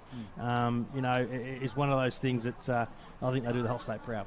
Thanks, Darren, for your help here over the years on City Park Road. It's been a real pleasure. You're welcome, we better guys. let you get back. Damien's back in the box and Thorpe's on his way, so Right, better let you go. Cheers, mate. Thank you. Thank you. That's Darren Lovell there, the stats man with Damien Donnelly for Launceston Footy Club. We've probably got Chris back in the studio, about a minute of messages we can get to before we resume here at the second half here at Windsor Park. Back in a moment. On your marks. Get set. Go. Are you tea-ready for the greatest show on earth? The Games in Paris, France. Your tea shop has all the needed paraphernalia for the perfect home cuppa. Whilst shopping in our tea shop, check out the daily specials. You'll save dollars. Your tea shop, 101 George Street, Launceston. A proud sponsor of City Park Radio. City Park Radio is proud to be local, diverse and accessible radio. Just one example is The Long Lunch, heard weekdays at noon, featuring the latest news, great music and local information from people living, working and playing in our local community. Each program is a surprise. Settle back with a cuppa and listen to what's happening in your city. Better still, if you have a story to tell, tell it on The Long Lunch. Listen each weekday from 12 to 2 for The Long Lunch, only on your community station, City Park Radio.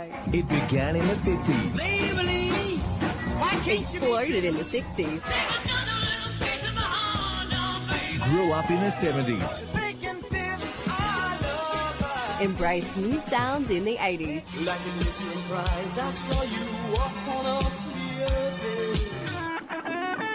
Rock music certainly has changed over those 4 decades. And Reelin' in the Years relives it all for you. Tune in to Reelin' in the Years, music from the 50s to the 80s. Every Saturday from 5 on City Park Radio.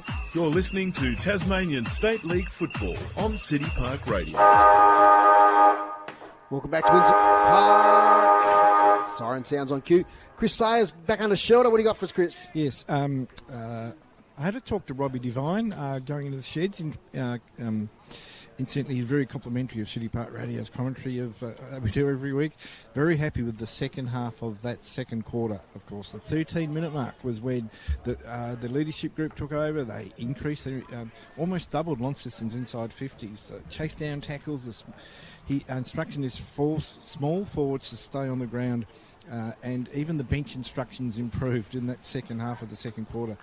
No shorts inside, no shorts to 50-50s. Lower the eyes, and they want deep entries. And they're very confident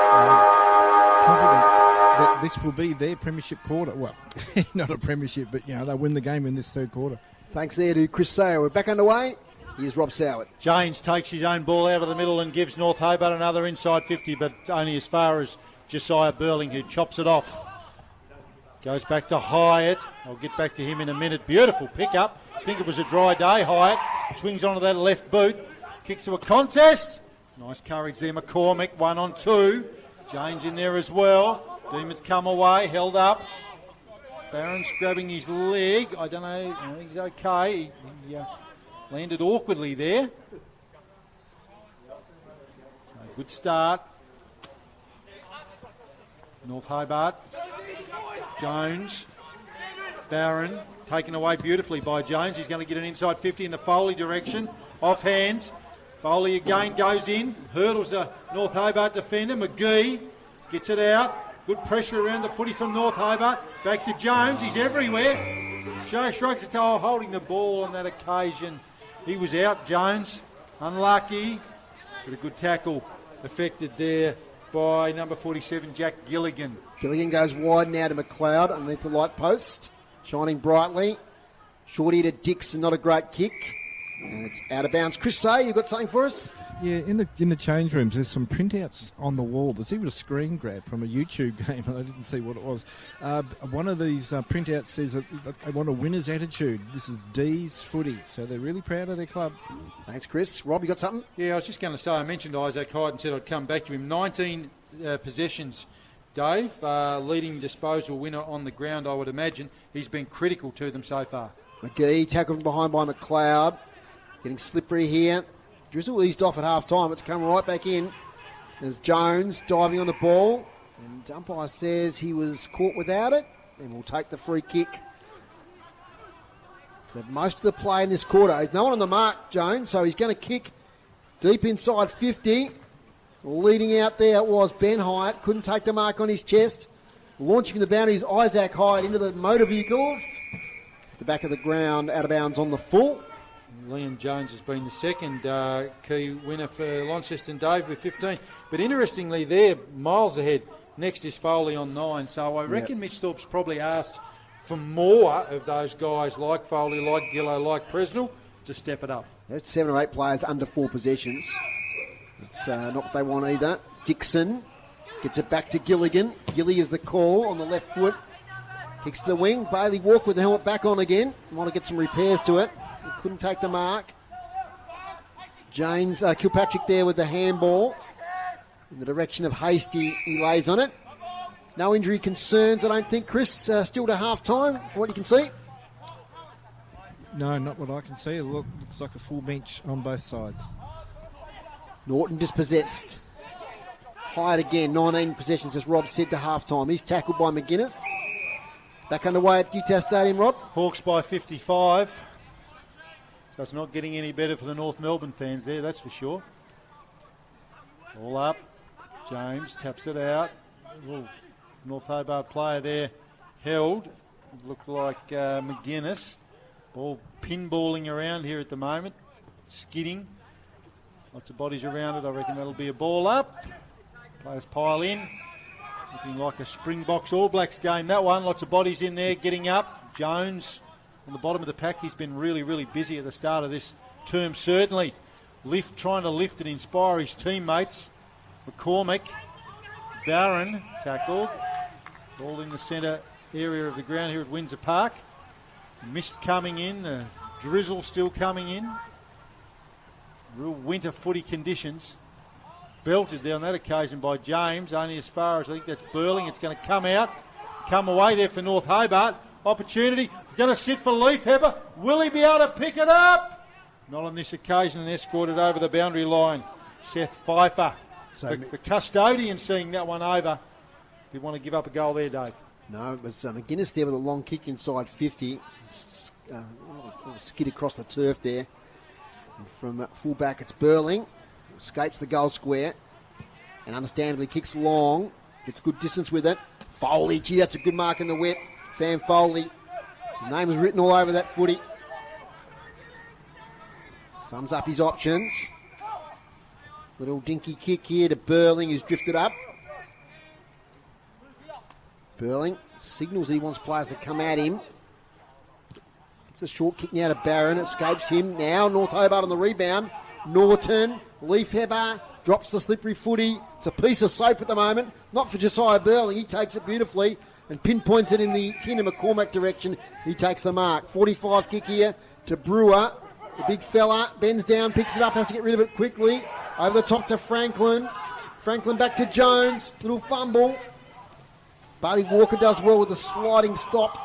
On the left foot, he throws it. Back here towards McGuinness. On the wing against Gillow. Gillow uses his body pretty well. Bingham to Leaf Heber. Tackled straight away. Over the back to Atkins.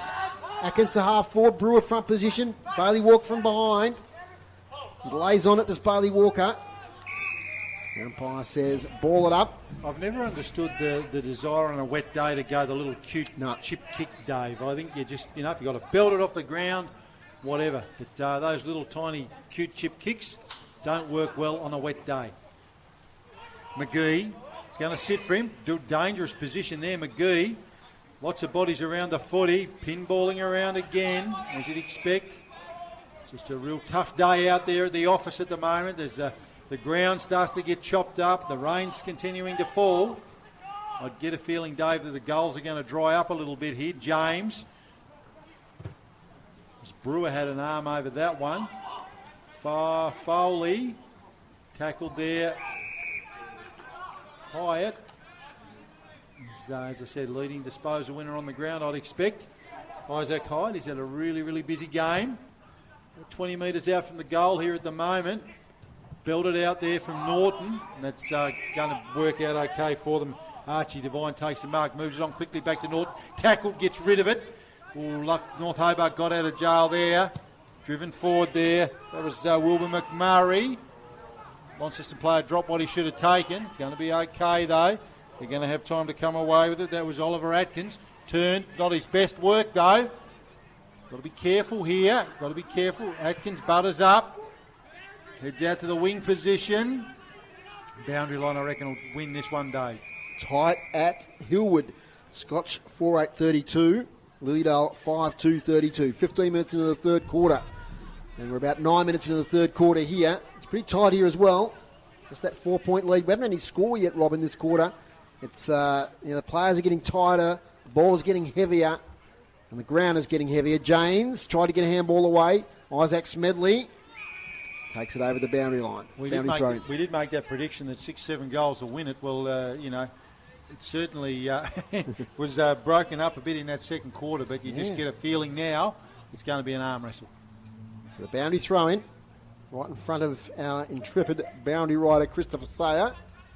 He's doing very well down there, braving the conditions. Saints supporter hoping that they'll spoil the Carlton party this weekend. Over the back, Cooper Shady, a good first half. I think if Carlton lose, they can potentially not get there, Dave. Isn't that That's how true. it's going to roll? It's true. Well, the Hawks now are guaranteed a spot. And they most likely play the Bulldogs if the Bulldogs can get over the top of the Giants tomorrow. Off the ground, McMurray. That was Devine. Picking up and hacking it forward was Bingham. Inside attacking 50. Gee, that was a good tackle there. Laid, play on. That's Miller towards goal. Jack Miller kicks his third. Gee, that was smart play by the youngster. He picked it up, threw it on the boot, didn't muck around. And he kicked the first goal for the Demons. Now he's kicked a really valuable one, their sixth.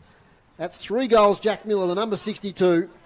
And you can see there, Dave, beautifully called by you, but you can see there them getting around Leith Hebber. It was his tackle that let that ball spill Yes, I free. was wondering who laid that really strong tackle and created that opportunity. So 6-2-38, 4-4-28. It's a game-high 10-point lead now to the Demons. Yeah. After Lonnie had most of the play in that first 7 minutes or so, the Demons have gone forward and kicked one. Yeah, that's gold to you, as we've said on the wet day, being able to set yourself up with a bit of a lead. So, and they've kicked the last, I think they've probably kicked the last 5 goals, North Hobart. So what have the Blues got in reply? McCormack and James. James both been good for their size. Jones, he's been good too. Just keeps it forward, belted off the ground on that occasion by Isaac Hyatt. Unlucky not to be marked there. Clever play there. Bouncing around inside 50. Just didn't quite sit for the Blues. The defence from North Hobart's been really, really good. They've just had put their bodies in over the ball and certainly working hard for each other. Just not quite sitting there for the Launceston forwards. See what they can craft here. A bit of push and shove. Foley, McGuinness. Sorry, that was Monks. Here we go. James and McCormack. Sits there for Walker, who's got the rejigged headgear back on. Very distinctive. He's obviously had that one in the panel beaters at half-time. They've sorted it out for him and straightened him up. Now the ball up just inside 50 here for Launceston. They would be desperate for a score. I reckon, not that we've kept the time clock on it, but I reckon it's been 20, 25 minutes of actual play, Dave, since they've scored. I reckon last 15 minutes of the second and now the first 10 minutes of the third without scoring at all. Yeah. I think it was 4-4 to 1-2 at one stage. Now it's 4-4 to 6-2 as it's a ball up just inside attacking 50. Tap out by McCormack, shark by Norton. Oh, gee, that was Presnell, I think, trying to escape there. Umpire says it's okay. North Hobart's pressure's been really, really good, hasn't it? Lockie Presnell, 9 possessions to half-time. It has, Rob. That's what's turned the game around for them. As James wins the tap, Tilbury's in there. Off the ground, Cracknell. Outside defensive 50. Finn Price falls over. Lays on top of it. Another ball up. Real test for these younger Launceston players here, Dave, and I know that we've talked about there's a lot of them out there. A real test to see what they can do to wrestle their way back into this game. Here's Franklin, takes it from 50, throws it on the boot, lands in the puddle. Ben Hyatt taps it back in skillfully. Bailey Walker knocks it out of bounds. We've got a tripping free kick though, and it's the elbow low the knees one, Rob, that we've seen in recent years, and it's against Bailey Walker to Sam Foley, who's right on the boundary line but only 10 metres out, and it's on the right side for a right footer. He's shaping for the round the corner kick, and boy oh boy do they need this one, Launceston. So Foley, kick one today. And a magnificent one up that other end too. Absolutely. Here we go. Sam Foley snaps and goals for Launceston. That is a valuable goal for Launceston. They really needed that one to get themselves back into this contest. So it's 5-4-34, the Blues trailing the Demons 6-2-38. Ball game is going to be tight right down to the wire, you expect, Rob. Yeah, there was that free kick we've seen in recent years to protect the lower legs of players. The sliding and taking the legs out from under. Yeah, I think it was there, either or. I mean, the other thing too, I think what he was asking for was even insufficient intent because the player belted the ball and took his leg. So either or, raffle it, see which one, but it's definitely one of them and a well-deserved goal to Foley. Today's broadcast brought to you by Elgas for your LPG needs statewide. Talk to the locals with knowledge. Phone 13 11 61. You listen to City Park Radio 103.7 and 96.5. And via the Community Radio Plus app or our online feature is Rob Soward. Ruckman do battle again. It's been a rip of a battle all day. James and McCormick. McCormick first hand on. Hyatt toes it off the ground to himself. Tries to pick it up. Clever little tap back there.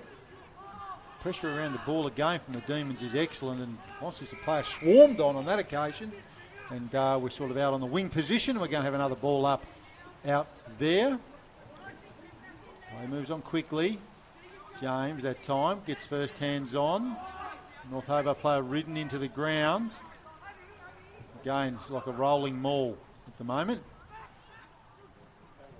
Clever punch. That might open it up a little bit. Ball in dispute again. Lots of jumpers around it. Trying to find a pickup, which is really difficult to do here on this wet day. Head over the footy. Good courage there from the Launceston defender. Thrown on the boot, that was Oliver Atkins. Kicked the space, it's opened it up a little bit more. So North Hobart play tackle without the ball. Barron bounced off and luck's a fortune there. It just lands on that occasion in Dane Pekalovic's lap. Moves it on quickly. Nicely done on that occasion there. That was Josiah Burling. He's picked out the player there. That was Bailey Walker. Walker hands off to, Procopese. Procopese to the wing. Spoiled again by Burling. Having a great game. Out now here to Gilligan. Left foot. Kick towards half forward. Leaf Hebber's there with Smedley. Over the back, Pfeiffer. Leaf Hebber keeps it in front of him. Pfeiffer got laid upon by Bingham. They dive in left, right and centre. Tilbury's in there. Quick kick out of defence. I think that was Pfeiffer again. A big volleyball spike there from Kilpatrick. Ends up there with Volta. Volta to Devine. Archie Devine. Scores a behind for North Hobart. It's the first behind we've had for quite a while, Rob. Which is amazing on such a wet day. 6-3-39 to 5-4-34. As Rob's gone for the AFL app. Hawks by 73. Dave Gruber will be out there waving his bandana and scarf around. 16-10, 106 to 5-3-33. Two quick goals to Lilydale. Put some 12 points up at Hillwood over Old Scotch. It's all happening. It's a cracker of a game, that. Schoenmaker takes the ball. And we've got a ball up. Just thinking, Rob, I don't think we've been covering the TSL footy since 2013. We haven't called a draw. I'll just put it out there. Right, okay. And all that time, we haven't called a draw. Wow. Could be on the cards. That's it. From the ball up. Shady in there. Can't get the ball out. Again, another ball up. Left half forward for the Demons. They lead by 5.63 to 5-4. From the tap, Devine. Impressive young player. Good smother from Shady. Back to Devine.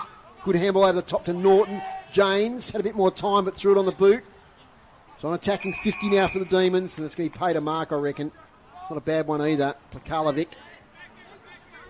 And he'll relieve for the Blues. from his defensive 50. He's been good this second gamer. He's certainly got a lot of football smarts around him. He strikes the ball nicely up towards the wing in the Foley direction. It's going to clear him. It's going to come back with a bit of interest, I reckon, if North Hobart can do a good job here. Norton ridden into the ground by Foley. No free kick. Shady there. Good pressure. Devine. Quick kick forward. Bouncing around off bodies. Barron. Good tackle.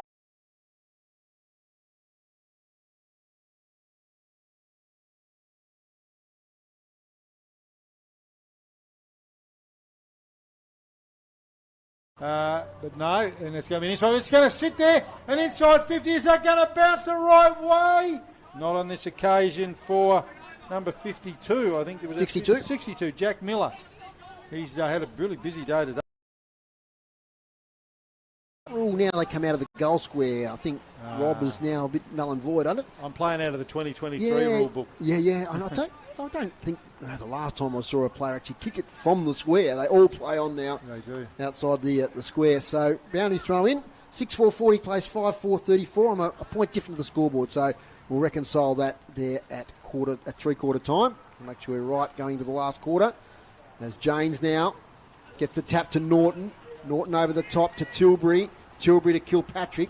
Good handball in close there from North Hobart. Pfeiffer comes out and takes a good defensive mark. Seth Pfeiffer thinks about switching. Does probably the safe thing in the end. Okay, that might be Connor McCormack who's taken the mark. It's binoculars time as that's a long way from us. Kicks up the wing. Contested footy. Spills over the back. Chance here. McLeod's got it. Handball sideways to Bailey Walker, who's had a lot of it today. The veteran. She's steaming out as Burling. Met the footy. Franklin's in over it. He might have got one high. He has. Liam Franklin. Made his debut in the seniors this year for Launceston. Just holding his eye a little bit there. Franklin. Sideways kick to Burling. His stats to half-time, Rob, if you could have a bit of a glance down. So short kick now to Presnell. He's not been as busy as we would have thought, Dave. Okay. He's 8 disposals. Yep. A few marks in those, I reckon. Yeah, certainly has. Shady now, kicks inside 50. Chance, Ben Hyatt. Drops the mark, recovers, looks for a handball outlet. That's Sam Foley on the left foot. Short kicky looking for Hunter McGee. Slides across the turf. Out of his grasp and out of bounds in front of the Launceston Social Club. A few people have ventured out now to have a look at this game, and it's a close one. 6 points the difference. 6-4-40 I've got to 5-4-34. I might have missed one, but we'll, as I said, we'll catch up with that at three-quarter time. Rob Soward. We don't want it to come down to the wire where we're scratching around. No. Ball in. Ruckman do battle. The James first hand on. Launceston player there tackled and sent over the boundary line. So they've got an opportunity here, Launceston, but obviously tougher on a wet day in terms of to get that space that you can work in. There's lots of bodies around the footy. Not a lot of time to think. James and Foley doing battle in the ruck. Foley obviously taking the inside 50 rucks. Nathan James is really athletic, isn't he? He's a really interesting player. He's a really interesting player, as you say, and a good cut of a lad. Yep, athletic looking. Very athletic looking. Ball bobbling around here. Ridden into the ground. I think that was Hyatt underneath that. So Launceston trying to craft something here. It was Hyatt. 3 goals to him so far today. Just a stack of bodies around the footy here. You just got to get the feeling that this is going to be ball up after ball up. It just sort of comes out, and then in that big puddle of water, he's trodden on a trout, I'd say. There's. Tell you, I saw some grounds at the Waffle last week. They had a lot of rain in Perth, yes, and they were just lakes. Some of them, it was unbelievable. I did see that. Yeah, it was incredible. Foley releases the kick. Dangerous here for North Hobart. Here to McCormack. Into the post. One behind. 5-5-35 the Blues. North Hobart 6-4-40 out. It comes quickly. Taken by Gilligan. Does well. On the left. Taken now by Franklin though. It's going to go straight back inside 50. Nice long kick. Who can take a mark? Ben Hyatt there. Off hands. Taken here by Barron. He's tackled. And eventually it finds its way out of bounds. And it's three-quarter time at Hillwood. Lilydale 8-3-51 leading Old Scotch 5-8-38. Gee, look at us sneaking home by a point against Perth, and now they could be on their way to a grand final. Yeah, and Perth have then got the tough gig, haven't they? They're playing Bridport tomorrow. Yep. So good competition, that one. Hawks by 66 at UTAS. Yep, she's well and truly over there. It's the boundary throw in. Caleb Brewer wins the tap. Jones is there. Going in is McCulloch. He's up from the forward line. I'll tell you what, Rob, there's only about 5 players outside this attacking 50 for Launceston at the moment. Yeah, and that's what's going to make it so hard for the Blues to score, isn't it? I mean, you've got, 28 players inside that 50 arc. Foley with the tap. Comes back to Foley. Can't quite pick it up. Little handball from Connor McCormack. Kick to the goal square. Bouncing through for behind. So 5-6-36 Launceston. This is almost Launceston's best chance to try and get an intercept mark here, because the play is settling down a little bit. Little short kick out there, only as far as Jack Gilligan. He's been all right, Jack. He's been really good. I know his mum's listening. Yeah, no, I'm not saying that because mum listening. He's been a really valuable player in that back line. Monks, that's a really nice mark taken there by the defender. He runs around the man on the mark and he chips his team forward. 2-on-1 there, North Hobart. Probably should have taken it. Chicken wing tackle. That's a nice tackle affected there. Ball skidded out of there. He was, I'm just looking who that is there. I think that's Black Karlovic, yeah. It? Yeah. No, it's Bailey Gillow. He sort of got the ball 10 metres inside the boundary, then he just got his momentum It's carried. like one of those rugby league tries on a wet day. They slide into the line. Yeah, they love that, don't they? But very, very crucial point of this game here. North Hobart up by 4 points, I think it is at the moment. Goals are really rare in this third quarter. Foley takes that one out of the air. Spiral torpedo in the McCormick direction. It's all North Hobart here at the back. Gilligan relieves. Taken high there. Shady. Just a few other TSL games going on, Rob. So much going on. I've neglected that. So Clarence at 26, Glenorchy at 12. And North Launceston 39 to the Tigers 27. Both those games in the second quarter. Just got an update too from Rocha Lee. And it's Rocha Lee 5-6-36, Longford 5-2-32. Some cracking games going on today. And that, Dave, if North Launceston win that game against Kingborough, they go through the regular season undefeated, as they have the bye next week. So they will certainly be trying to keep that intact at the Twin Ovals. Kingborough, obviously, I'm just thinking how that ladder, they'll finish third probably and get Lauderdale in the first week of the finals. Boundary throw in here on the true wing position. Foley and James. Foley's offered a chop out there in the ruck today and takes it out of the air. Doesn't quite sit for him though. Moved on there by the Blues. Clever little toe there from Jones. Ridden into the ground, Norton. Lucks a fortune here though. That's going to be okay. That was Presnell, hacks it forward. Blues trying to find somebody. Jones on the move quickly and kicks the goal, Liam Jones. Oh, that's terrific. Just what the Blues needed. And that will move them back to the front. I'm looking at the score here, Dave. 6-6 to 6-4. 6-6 to 6-5, 4. 6-4. Well, I've got 6-4, so I'd say 6-6 to 6-4. We'll run with that one. Time. There was a fantastic goal there from Liam Jones. He started this third term like a house on fire, and he's the sort of player that can just inspire others and get people around him. And Johnny on the spot kicked a great goal. Just such an arm wrestle this game. I'm looking at all the scores in all these games, and it's all close today. And I think the conditions have really led to tough, close footy. And it's what we love about it. It's why we come out of a Saturday, don't we? Oh, absolutely. And that's one of the good things about wet weather footy. It's just a real arm wrestle. 25 minutes gone, so it won't be long left. Can someone sneak a goal before three-quarter time? Stay with us here on City Park Radio and via the TSL live stream for what will be a dramatic finish, I reckon, of this game. North Hobart into attack. Here's Burling. Sideways handball to Franklin's a beauty. Franklin measures the kick. Nicely to Jones. He was off before he got it. Gathers it in now. Has support. Here's Colin McCormack. On the right foot. Kick to half forward. Brewer from the behind position over Monks. Lays the spoil. Falls to Dixon for North Hobart. Dixon just throws it on the boot. Jones again. Gee, what a pick-up in the wet that was. He was confronted, though. Couldn't get the handball away. Colin McCormack. Tackled by Devine, caught by the arm, is gone. Rob Sauer did the action right in front of me, in unison with the umpire. Free kick, Archie Devine, impressive young player. Played Devils, of course, a big part of the under-16s as well. Handballs it to another youngster in McLeod. Gee, that's a great kick. Finds Josh Bingham. 2 kicks out from goal. Measures the pass. And couldn't quite find Wilson. Gee, who laid that spoil, Rob? That was Isaac Smedley. That was really good. Terrific from Smedley. From behind, and he's getting high fives from all his teammates. That sort of thing saves games because Wilson would have taken the mark 30 out. Yeah, he saved a certain goal there, I reckon. That was a beautiful passage of play you called there from North Hobart. But Smedley, game saver potentially in that occasion. So ball's deep inside the North Hobart attacking zone. They won't want to concede here, the Blues. There's a stack of bodies around the ball. The umpire says that's mine. No one in the forward half here for Launceston. The closest player to the goals is actually up almost on the half-back position. So Launceston, we wanting to hold firm here. They won't want to concede. That's a kick to daylight, and I know, kept it in play. That was fortunate there from Isaac Hyatt. I thought there might have been insufficient intent.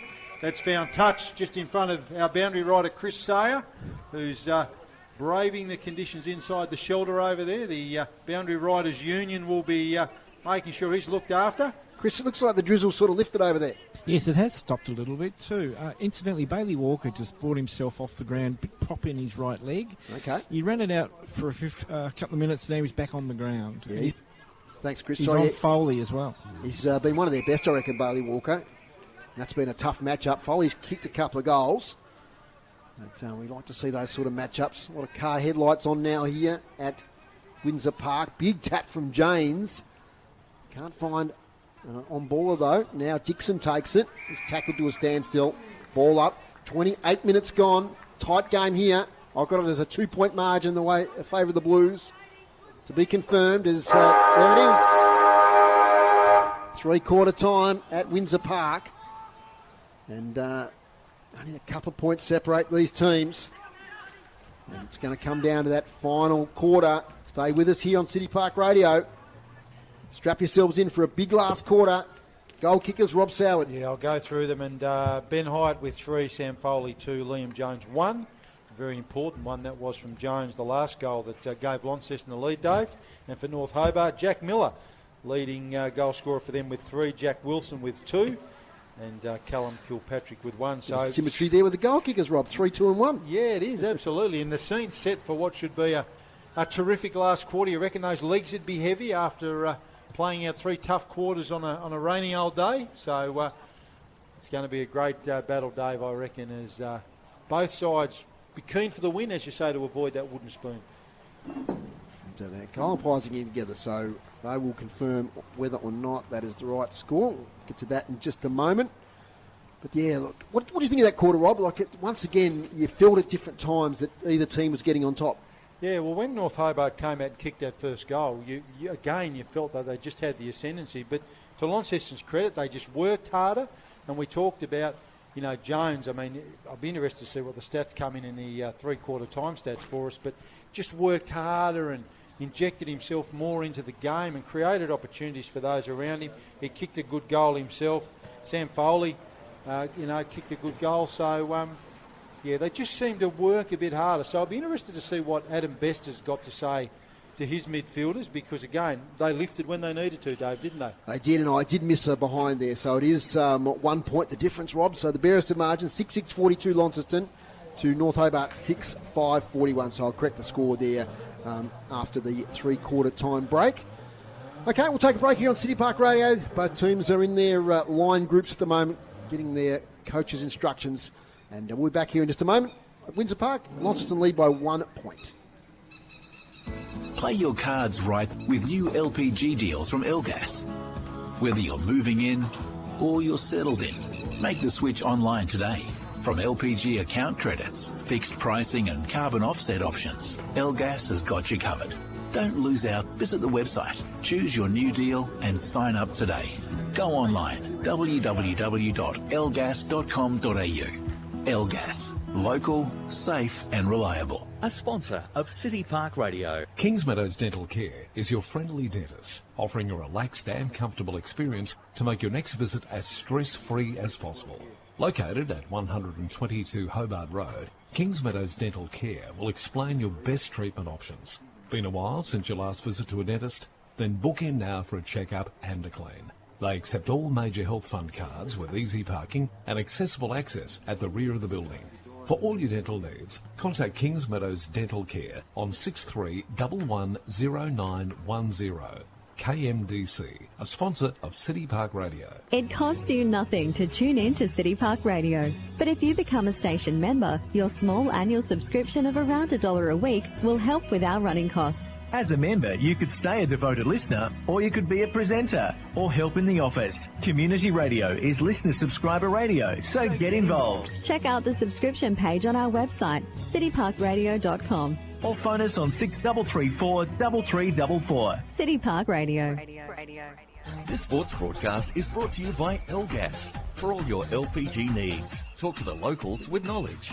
Elgas, call 13 11 61, a sponsor of City Park Radio. Time for a break and a hot drink. Get a cappuccino from our sponsor, Brew Coffee Hut. They're at the game today near the Launceston Club Rooms. Thanks for your support in season 2024 to the Brew Coffee Hut. Round the grounds, Lilydale 10-3-63, lead Scotch 5-8-38, so a 25-point margin there. And Scotch kicking this quarter to the end where most of the goals have been kicked. Thanks to Nathan Hack and Robert Eastoe for those scores. Also at Longford and Rochalee at three-quarter time, it was 5-6-36 Rochalee to Longford 5-2-32, another close one. Looking around at the TSL at the moment. And, the Tigers now, looking at that score, 6-4-40, trailing North Launceston 6-5-41. So just a 1-point lead there to North Launceston. At KG5, it's Clarence 4-2-26, Glenorchy 2 straight 12. AFL? Yeah, AFL, the Hawks have got that one wrapped up by 73. But just coming back to that Kingborough North Launceston game, Dave, I did say earlier in the year, no one will beat North Launceston on York Park. I certainly hold true to that. But the danger for them is on the ground like twin ovals. Yeah. So Kingborough right in that one. Absolutely, and so that first week of the finals will be North versus Clarence. We're not quite sure when that game will be played yet because on that Saturday will be the NTFA Division 1 Grand Final. So it will either need to be the Friday night or the Sunday for that first TSL finals. We'll keep you posted for broadcast details on that one. I reckon when you start thinking about it, particularly with the break that might come for the loser, you'd probably want to play the Friday night, wouldn't you? That's what I reckon. I know. Yeah, pros and cons. One advantage of the Sunday is you're not up against the AFL. Yes. Because the AFL in that first week of finals now go Thursday night, Friday night, Saturday twilight, Saturday night. So that's one argument for the Sunday. But yeah, it'll be interesting to see. Friday will be tough too with the travel up, if you've got to travel, particularly players working and all those sorts of things. So Chris Sayer is just pulling himself away from the huddle there as Mitch Thorpe's keeping his team in a bit longer. Chris, have you got us there? You ready? Yeah, I've got you. He's really going to town, Mitch. Just hammering the wet weather football, kicking off the ground, avoiding handballs, kicking to grass, kicking to a space and using your legs to get to the ball first. And very happy with certain players. Jones, Shady's very happy with his game. Foley, very happy with them. So he's still going. So, it's going to be a tight last quarter. Chris Say there for City Park Radio Sport, our boundary rider. And you got the stats there, compliments of Darren and Damien. Yeah, the usual suspects again. We talked about the Blues needing to get their leaders to lead, and Jones was big that quarter. But leading all comers for Launceston, Isaac Hyatt with 27, Jones with 23, Sam Foley with 15, Burling with 15. Importantly, 5 marks for Burling. He was important. But critically too for North Hobart, Dave, one of their prime movers, Norton, 23 as well. So he's been really, really busy. So scene set for what should be a fantastic last quarter as both these sides desperate to get the 4 points and avoid that wooden spoon. Yes, so next week, North Hobart play Clarence in the final round, and Launceston travel down to KG5 to take on Glenorchy. All about ready to start the last quarter. It's a 1-point margin. Here's Rob Soward for City Park Radio Sport. James and McCormick, as they've done for most of the day. McCormick gets his hand on it. Hyatt, as he's done for most of the day. Body in. Shady, quick kick forward. But in the Barron direction, drops the mark. Ball back towards the middle. Lots of bodies around it. That man, Jones, clever. Back to McCormick. McCormick kicks to the verge of 50. Crashing the pack there was Monks. Ball sits okay for Brewer. Handballs to himself. Into open space taken away by North Hobart, relieving the pressure. All out on that wing position. North Hobart battling away. Launceston had the numbers there.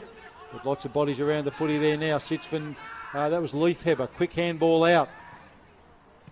Both sides searching for the advantage in the boundary line on this occasion. Takes the ascendancy and wins that one. Rocherley by 5 at Rocherley against Longford in the qualifying final of the NTFA Premier Division. That'll be huge too, as I said. Rocherley, 3 big outs today for them.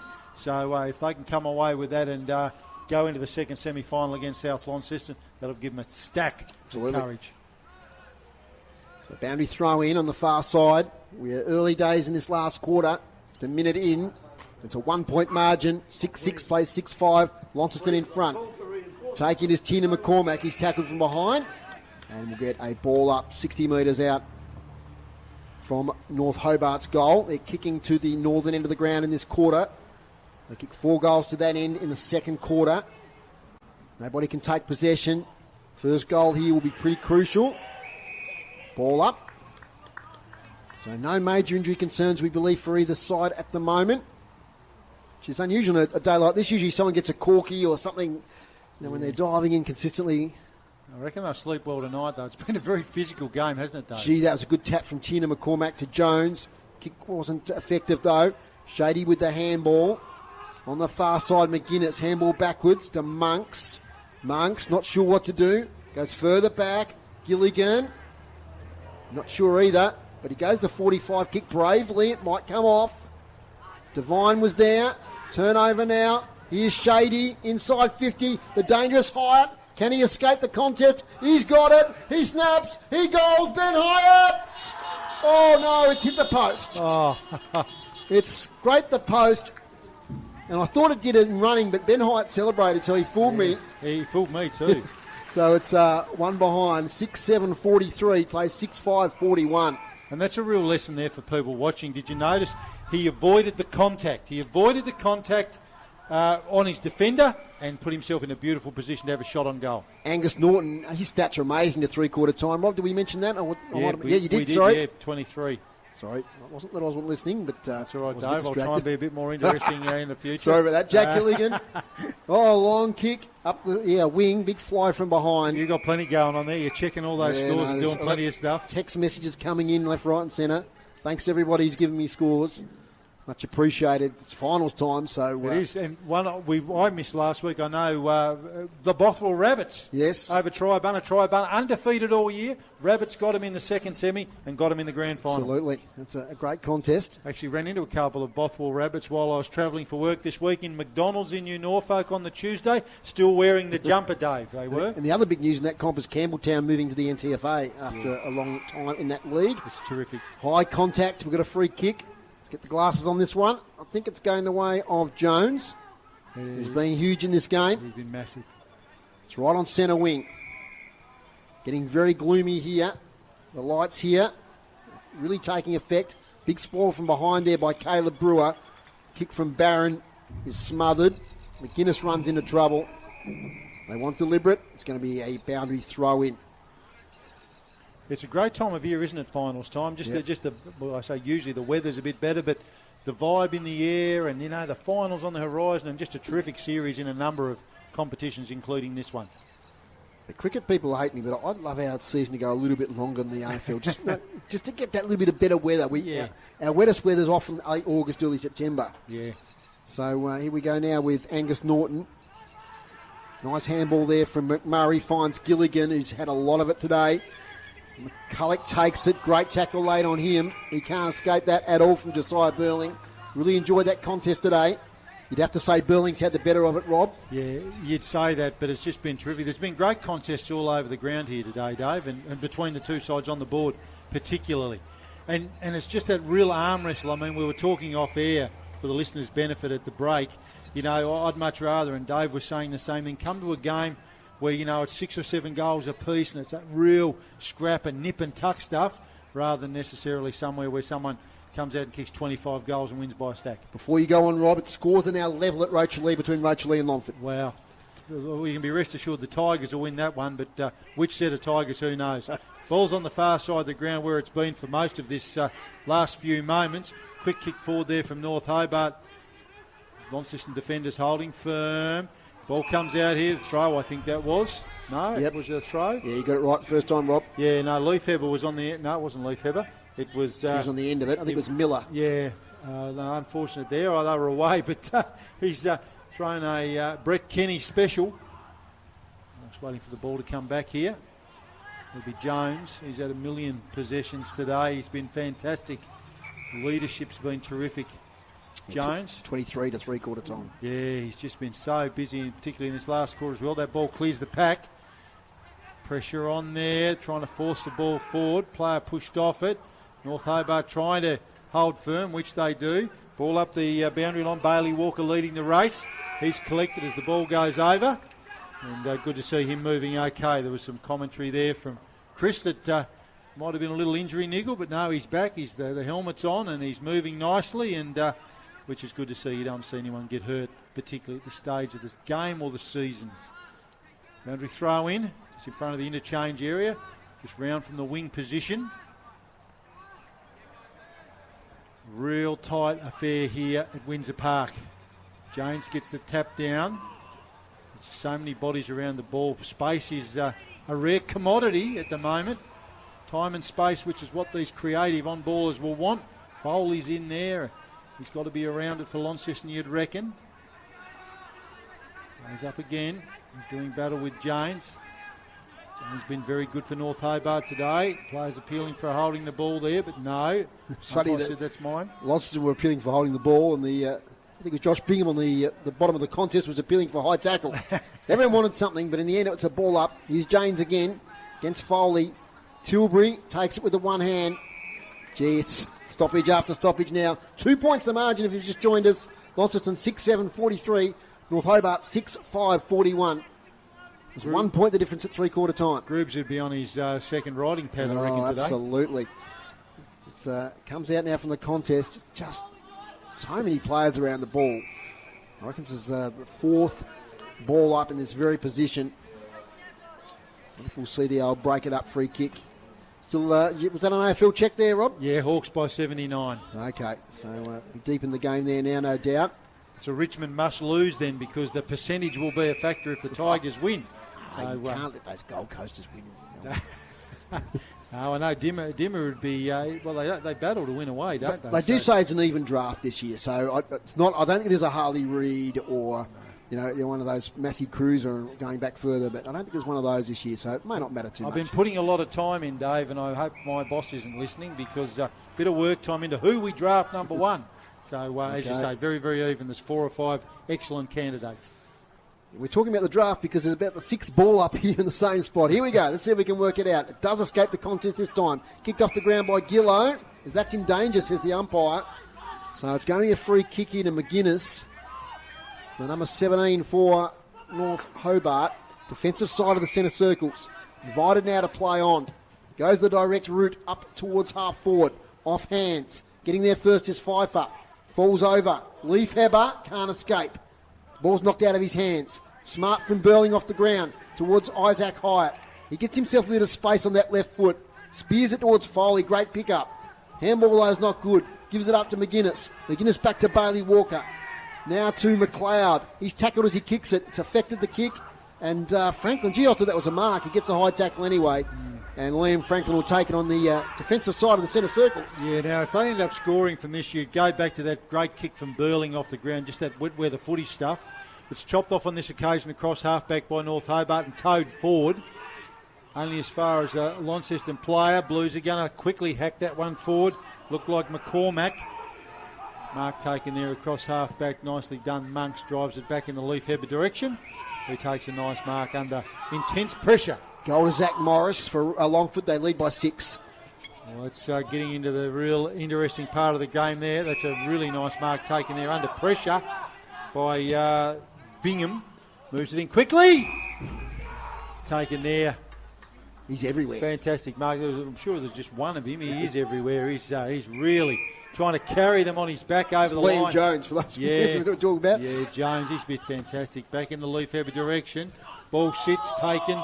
Player taken there. That was Burling, ridden into the ground. He's been really good for them today too, Dave. He's got that ability to play him at both ends of the ground. Leader by 20 points with 8 minutes to go. You reckon that'd be all over out there, wouldn't you? You can't see Scotch kicking 4 goals in the wet in 8 minutes, can you? No. Out to now McGuinness, throws on the boot, danger position. McCulloch's got it. Back to Leif Heber. Snaps on goal. Is it going to come back? Leif Heber misses. One behind. Margin back to 1 point. 6-7-43. Plays 6-6-42 here on City Park Radio. Today's broadcast brought to you by Elgas for your LPG needs statewide. Talk to the locals with knowledge. Phone 13 11 61. Just ticked over 11 minutes. Yeah, I reckon we'll go 25-26 unless we get a spurt of goals. We haven't seen a goal for quite a while in this game. It's been 6 goals apiece for, I reckon, about 20 minutes as Burling now kicks wide out to the far side. Jones is there. Knocked out of bounds. Lots of some players want deliberate. Umpire being lenient. And we'll call for a boundary throw in. So can Mitch Thorpe get a win here in his last home game as coach? What a closure to a fantastic tenure this has been for Thorpe here. Dave, at Launceston, they've just had a halcyon period, haven't they? Another goal to Longford by Jet Maloney. They lead now by 2 goals at Rachel Lee. Might be enough. McGuinness inside 50. Here's Jack Wilson. He's kicked a couple. Can't quite get the handle on it this time. Sees it out of bounds. Yeah, I was just saying, it was a golden era, wasn't it, for Launceston? Yeah, absolutely. 3 in a row. Yeah, they were there and abouts for a while. They made finals a couple of years prior to that. They were really building. And then bang, all of a sudden they were the dominant team in the league for those 3 years. Boundary throw in. And it's going to be Pfeiffer up against McCulloch. Bit short, the boundary throw in. McCulloch, Leif Heber. Oh, that's high, I reckon it is. He caught one high. And not sure who it was. It might have been Pfeiffer's pushing, shoving the afters. Just need to be careful here, Launceston. They don't march him to the line because he's only 25 out. Slight angle, but on any shot today is going to be difficult. It's still players in a bit of a melee. It'll give Leif Heber time to put his head back on, I reckon, before he kicks this one. Players being dragged out left, right and centre. They're starting to separate. But in the context of this game, this is crucial. Leif Heber, Rob, he hasn't kicked one today, so in he comes. Leif Heber for goal. He's kicked it. Thomas Leif Heber has put the Demons in front, and he celebrates in front of the Launceston faithful in the club rooms. He's done the old aeroplane right in front of them. And the Demons now are 7-6-48, and they're leading Launceston 6-7-43. If you could just check, Rob, you're a bit taller than me. Have I got that right? You have, spot on, Dave, 5 points.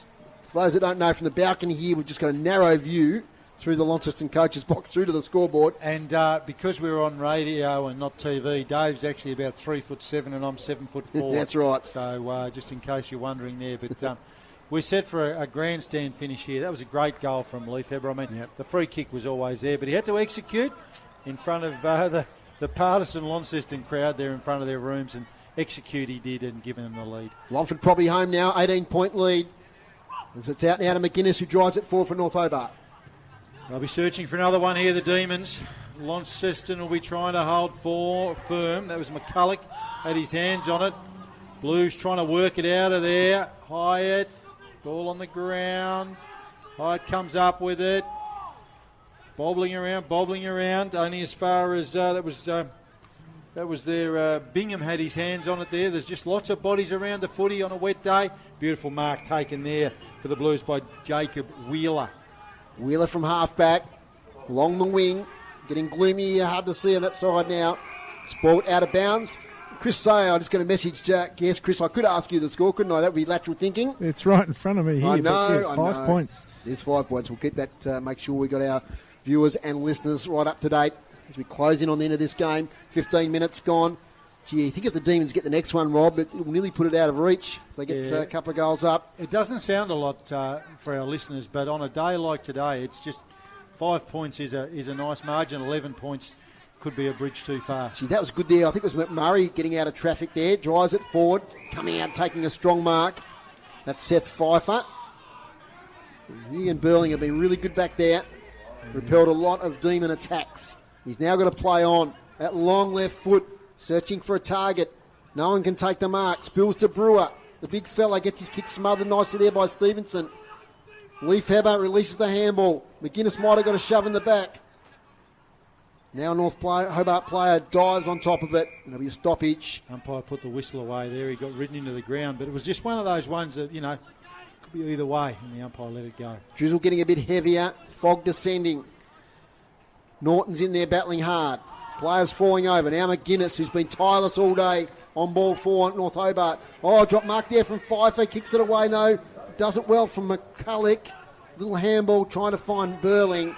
Ends up out of bounds. You might say that was a goal saver there from Pfeiffer Dave. He dropped an absolute cherry of a mark, but had the wherewithal just to get his toe in on it and keep it away from McCulloch, who was ready to pounce and send it back over his head potentially for a goal. Lilydale 19 points up, just a handful of minutes to play there. So they should go through to the grand final, which we will be covering here on City Park Radio. And both their reserves won, and it looks like their seniors are going to get over the line too. September the 7th, UTAS Stadium. So, yes, we'll be covering that Div 1 Grand Final. It'll be great to cover that once again. We've done it a few times over the years. From the boundary throw in, or the ball up, sorry. So many players around the contest. Bingham throws on the boots, gets just the 15. Burling couldn't take the mark, spills to the back. Through comes Pfeiffer. Handball over the top's an absolute beauty to Isaac Hyatt. Can they work something out here? Gillow now leans back on a kick. Tries to find Ben Hyatt. Good spoil from behind there from Dixon. Picking it up is Foley. He drives it forward to one-on-one Jones. Up against Monks. Spills out of bounds. So here's the Blues' opportunity. 17 minutes gone. 7-6-48 to 6-7-43. The Demons lead. And you'd think if you're the Demons, you'd be finding out absolutely where Ben Hyatt and Jones are at this stoppage. You would not want them anywhere near the ball, Dave. So we've got the glasses on the play here. Even though it's still early in the day, it's very gloomy and very dark. It's Janes against McCormack. Janes with the tap. McGuinness, did that well, clears the area. Kick smothered though, back to Stevenson, who's happy to see it out. So the Demons got to be carefully robbed not to give away a free kick, because it's well within range of goal. And again, if you're Launceston, you'd be wanting to get Hyatt and Jones in positions where they can get their hands on this footy. Foley in there as well, so they've got some experience. Tina McCormack in the ruck against James. It's been a great battle. James with the tap. The foot of the contest. Out they come. McGuinness, what a last quarter he's having. He clears out again outside defensive 50. Some one-on-ones happening here. Great effort here by North Hobart. I think that's Volta, the number 36. He's picked it up now. Anthony Volta kicks inside 50. Can someone get down the end of it here? Jack Miller, he's up against a couple of Blues. One of those is Wheeler, who does well in the end to see it out of bounds.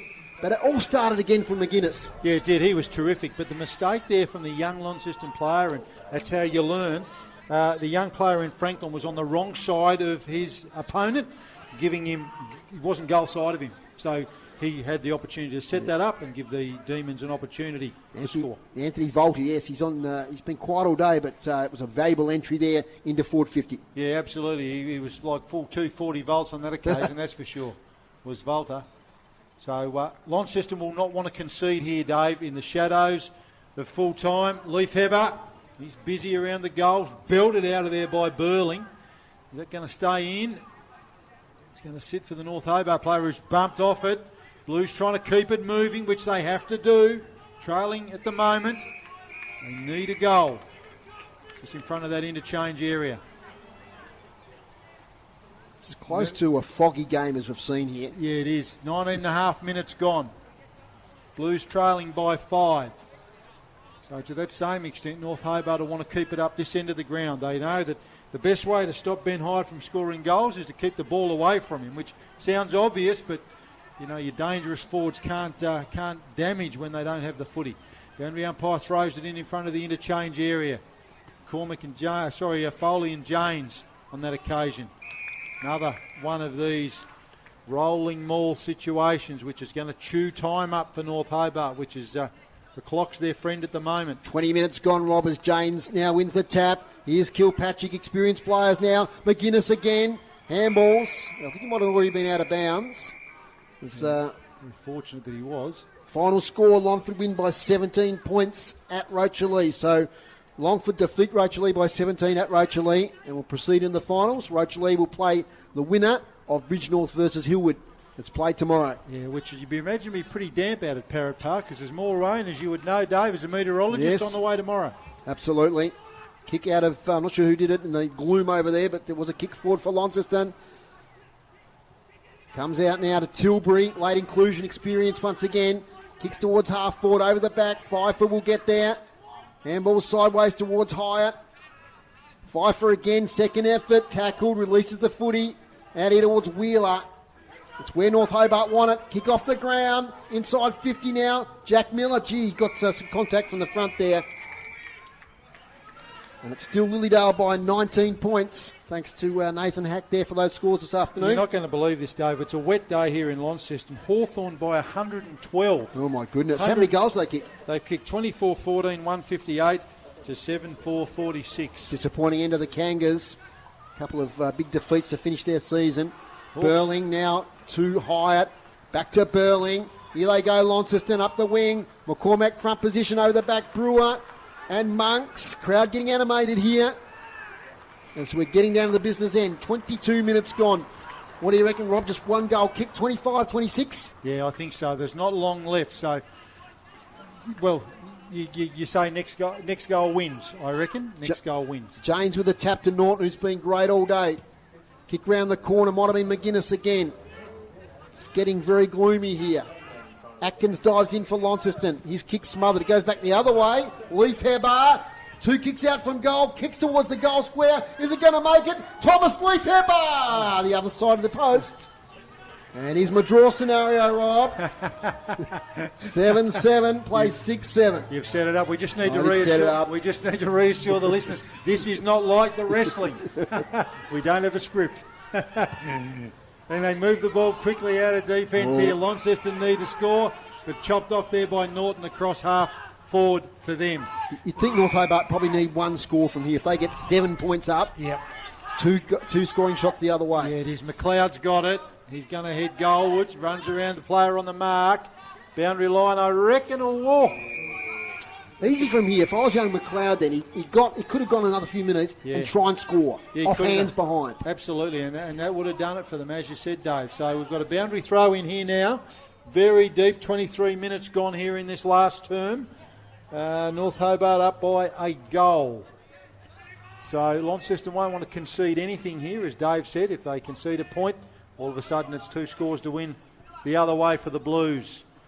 Blues want to get this out of congestion as quickly as they can. Players running through the stoppage. North Hobart got the numbers around it. All bodies everywhere. A bit hard to tell in the gloom and the doom. The umpire says that's mine. It's going to be a ball up basically where it was a few moments ago. Callum Kilpatrick gets up hobbling a little bit from that heavy tackle.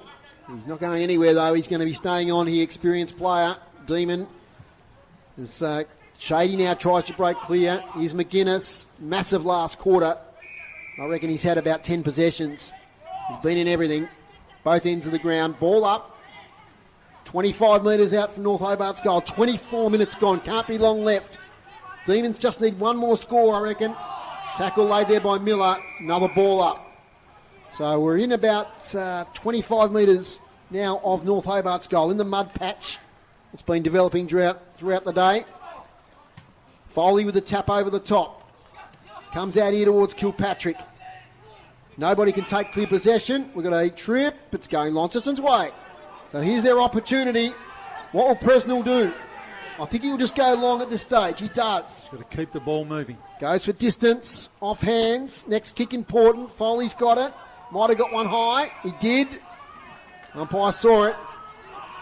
He's the back end of the centre square. Now he's got a runner here in Burling who can take it. He can't go, though. Tilbury did well to block the passage. Burling goes wide. Out here towards McCormack. Off his hand. Is it out of bounds? It is. I'll stay with it, Rob, because I've got the glasses here. You do that, 25 minutes on the time clock and counting. 6 points the margin. Not been many goals since half-time. You got the quarter-by-quarters there, Rob? What have we had since half-time? Yeah, since half-time, it's a couple of goals each way. Yep. Yeah. Yep, so... 3 to Launceston, 2 to North Hobart. Leif Hobart kicks. Coming out as Miller, sport from behind. Franklin couldn't take it. Kilpatrick releases Tilbury, who just goes for distance. Now the first player there will be Pfeiffer. He's got 20 metres break on his opponent. He's collecting the ball 25 metres out from his defensive goal. He kicks straight away and finds Wheeler on the far side with the strapping. He's got to go quick. He does. Goes low, and Leif Hobart gets in the way. He's had a big last quarter. The boy originally from the northwest coast. He plays on now. Kicks to half forward. Tilbury's there. Can't take the mark. Presnell did okay. Handball. McGuinness goes for another handball. This could be it for North Hobart. He's missed. See, the player was there who missed that goal. It was number 62, Jack Miller, who's kicked 3 today, but he has scored. So they're out now. It's a handy point, as they'd say. Out now by 7 points. Launceston bringing it back. They need a miracle from here, you would think. Pfeiffer moves it on. Taken by Burling. They've been great back there today. The two young defenders. Burling kicks to basically all the... Jones bursts through the pack. Jones through the middle. Sort of a torp, sort of a drop punt. Not sure what that is to open space. North Hobart will have the time to clear out. A long, wobbly old ball out towards the wing. Leif Hobart very happy to see that one out in front of Sam Foley. Good work from Monks back there. He just made sure he was back in that spot. He knew that Launceston were going to go long, and he was just there ready to take that ball. Yeah, you reckon time's going to beat him here. They've got a spare in defence now, Rob. Monks is back there. Yeah. There's a loose. Yeah, big intercept mark of Monks. So ball on the half-forward flank here for Launceston into attack. Dying stages of this last quarter. 27 and a half minutes gone. Players bursting through the stoppage. Jones picks it up. Torps it inside 50. Off the bodies. Lots of people around the footy there at the moment. Oh, brave there from McCormack Tiernan of the Tiernan variety trying to keep that in, but North Hobart happy to see it out. All over at Hillwood. Lilydale by 13 points. I reckon that's an upset. So do I. Yep. I think a dry day, I would have had Old Scotch, but the conditions would have favoured Lilydale, Dave, on that ground. Just they got the momentum, didn't they, from that win over Perth last week by a point. Yeah. Boundary throw in, deep in Launceston's attacking zone. They need a goal now. And back to the centre and get another one. As Foley's kick smothered. Here's a chance for Presnell. Can he get it on the boot? He gets around. He falls over. Was he tripped? No, says the umpire. He's now closed down by the North Hobart defenders. They did well there. G. Kilpatrick nearly kicking in danger. And now we've got a ball up or a free kick, is it? I think it's a ball up. Right on the paint of 50. Launceston in attack. 28 and a half minutes gone. Surely not long left here. It's the Demons. 7-8-50. Launceston 6-7-43. Just a rolling maul. I can't even describe it at the moment because there's just players diving on top of the ball. Now, in the ruck here, I think it's young Brewer. He just probably needs to just hit it to space. Yeah, you just got to belt it. In fact, it's not Brewer. It's going to be Foley, I think, taking the ruck contest. Always push forward. Neither can get a tap to it. Players out on their feet a bit here. Now here's Hyatt. Isaac Hyatt kicks high. Can they get a grab here? Off hands. McLeod gets there first. He'll be happy to see it out of bounds, I reckon. Disguised it well. It's out of bounds. Bounty throw in. 30 metres around from Launceston's goal. Time ticking down. They trail by 7 points. And all bar about 5 players are in attacking 50 for Launceston. There's no space at all. Rob's starting to think about his 3-2-1 here, I think. Off hands. Oh, that might have been a push in the back there, the Launceston player. No, it's a number of players diving on top of the footy. Once again, ball up.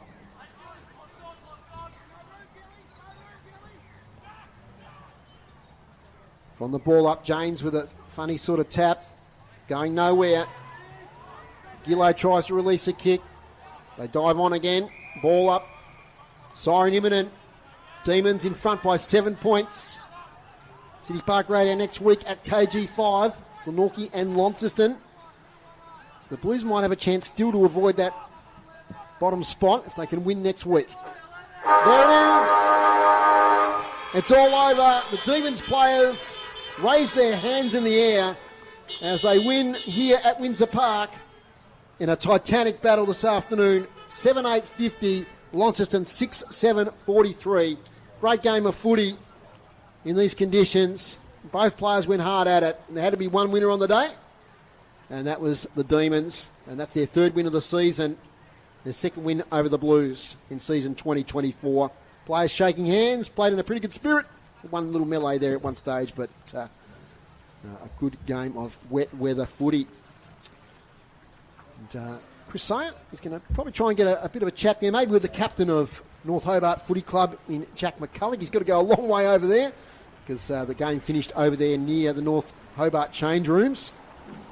But while he's wandering over, Rob, you got the goal kickers there. I hope so. You got 6 for Launceston and 7 for North Hobart. That's the main thing. Yeah, you got them. You got them. It's all working out. You got them.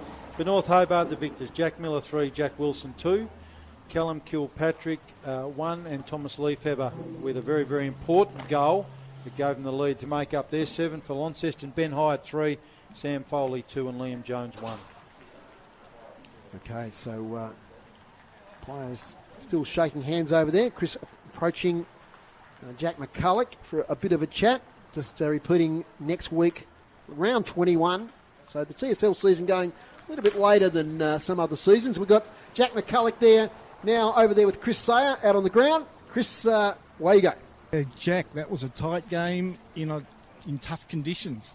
Yeah, we've had 2 of them in a row now where it's been a bit of an arm wrestle for 4 quarters, but pleasing to get the result in the end, mate. As you said, tough conditions, so we had to fight it out, and proud of the boys. Yeah, we've had a tough year, mate, but it's good to get some reward. Yeah, that's right, and good reward in a tight game. And the conditions really suited your style of the game. Yeah, they did in a way. Yeah, we were able to get some leg speed forward and try and stretch them that way. It was, yeah, obviously, as I said, tough conditions, but I felt like we were able to get the ball forward well, and a few of the younger boys, Jackie Miller and the likes, were able to use their leg speed and really get on the end of it. No trouble in motivation for this game. It's a proud club, isn't it? Yeah, we are. We are a proud club. It's, as I said, it's been a tough year, and we're really disappointed with where we're at. But yeah, hopefully, it's a bit of a step forward, and we can continue to grow. And yeah, we look ahead to next week now. Next week's last game for the year. Yeah. Yeah, Clarence at Blunston, always good to play in Blunston Arena. So yeah, it'll be a big challenge for us. They're obviously a finals team, but yeah, good to see where we're at to finish the year and hopefully carry a bit of momentum into 2025. Thanks for the chat. Good luck for next year. Thanks, mate. Appreciate it. Chris Sayer down there with Jack McCulloch. Gee, a well-spoken young man. You can see why, you know, when you interview a captain of a team, you can see why they're chosen. Yeah, just spoke really well at the end of that game. Yeah, no, he was terrific. It was a tough game for Jack. It wasn't a marking forwards day, was it? But he was certainly in there competing and contesting, and I just hope Jack can have an injury-free year next year. He deserves it. He's had a lot of bad luck over the journey, and he's a fine player. Yeah, and you'd hope going back to their regional competition too will give, particularly with these younger players coming through, give them, you know, some success. They're a very, very proud club, as was said in the remarks there, and you know, when North Hobart are doing well, the competition's doing well. A bit like Glenorchy, Dave. When they're doing well, things are going along okay. You mentioned some of those young players. Look, I'm sorry if I'm stealing your thunder here, but the 2 Jacks there, Jack Miller and Jack Wilson, they really showed something. Especially, you know, Jack Wilson, that 2-goal burst there in the second quarter, and Jack Miller all day looked dangerous. Looking at young Jack Gilligan, Wilbur McMurray, Archie Devine, these sorts of players here, the future of the club, aren't they? Yeah, and one thing that I hope, I'm a bit old school, Dave, probably like you are, you hope when a club develops these young players that they stay and keep working through there. You hate, well, I do, I hate seeing them go and play somewhere else, you know. So I hope that happens. So when you've segued beautifully into my best players. So I'm going to start with North Hobart before I get to the vote. So Jack Miller and Jack Wilson I've got in there. I thought they were both terrific. I mean, 3 goals and 2 goals, you know, 5 goals out of 7 on a wet day. It's pretty fair effort. I really like the game of Thomas Leafheber. He quiet in the first quarter but worked his way into it and kicked that critical goal at the end. Tyler McGuinness, it'd be fair to say maybe unsided for parts of the first half, but when the game was to be won, he strapped it onto his shoulders in that last quarter and drove them on. Archie Devine, you mentioned, I thought he was really good. There's several others I could mention there for North Hobart. For Launceston, we talk about young players. The Hyatt boys I thought were terrific. Ben Hyatt with 3 goals, Isaac Hyatt with a stack of possessions. I really like the games of the backline players in Josiah Burling and Seth Pfeiffer. Yep, I mean, both again, good. young players that you hope, stick around next year. Sam Foley, I thought, was terrific. Kicked a couple of goals. He's just tough as nails, Sam Foley, a big fan of his. I like Tiernan McCormick as well. I thought his battle with Janes was terrific. And if I go to the votes, and again, it's a bit of a raffle on a day like today when there's so much evenness, I gave 1 vote to Nathan Janes. I thought his game in the ruck was absolutely fantastic, and his battle with Tiernan McCormick was terrific all day, and Sam Foley parts of the game as well. I just thought Janes did a lot for them. We talked about his athleticism around the ground. 1 vote for me. I gave 2 votes to Angus Norton. The fact that Launceston had him as their watch player on possessions says something about the way they regard him. I thought he played a really, really good game. He got a lot of the footy, inspired a lot of the opportunities they had.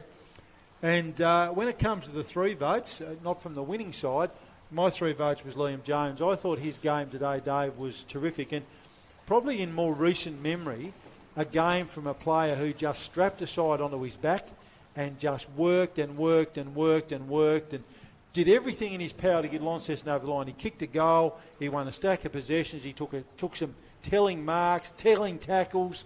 So he, for me, was the best player, even though from a losing side. So 1 vote Nathan Janes, 2 votes Angus Norton, and 3 votes Liam Jones from Launceston. Final score here, it was 7-8-50 North Hobart to Launceston 6-7-43. Just round the grounds quickly before we finish up. That's a 20-point lead to Clarence over Glenorchy at KG5. And the Bombers now have kicked away a little bit at half-time, I think it is. So they're 60, leading the Tigers 47. Winners today in the NTFA finals. It was Longford over Rochalee and also Lilydale over Old Scotch. And a big win to the Hawks at UTAS Stadium. Well, that's pretty much it, Rod. Thanks for joining us here on City Park Radio. I'm not sure what's happening with all the finals yet, so I'm sure we'll see you around during finals time. Safe travels too for your journey next week south. While you'll be down there, I'll be out catching trout somewhere, hopefully. Lovely. Chris Sayers joined us in the balcony from the ground. Thanks for joining us. Well, I better turn you on here. There you go. Yeah, just want to highlight Mitch Thorpe's, a coaching prowess. I had a word with him down on the ground. I thanked him for all the times he's given us. Yes, absolutely. Interviews post game. His rapport with the young players really impressive, and I think whatever he does, the team that he's with is going to benefit from his coaching. Absolutely, and I'm hearing whispers that he may not have a year out of footy next year, so we'll wait and see. Won't speak too many rumours there, Rob. Okay, yeah, thanks, Rob. Thanks, Chris, for coming out today. Thanks to Chris Ball in the studio for being with us this afternoon and helping get us to air. Thanks to Andrew on the camera this afternoon for doing a fine job on the stream, and thanks to Darren Lovell. It was a fascinating discussion there at half-time around his time as stats guy for Launceston Footy Club. That's all from us here. Don't forget next week from 5 to 2, Launceston versus Glenorchy, our last regular season TSL game that we're going to cover here on City Park Radio. Final score, North Hobart 7-8-50 defeated Launceston 6-7-43. Bye for now. This sports broadcast is brought to you by Elgas. For all your LPG needs, talk to the locals with knowledge. Elgas, call 13 11 61, a sponsor of City.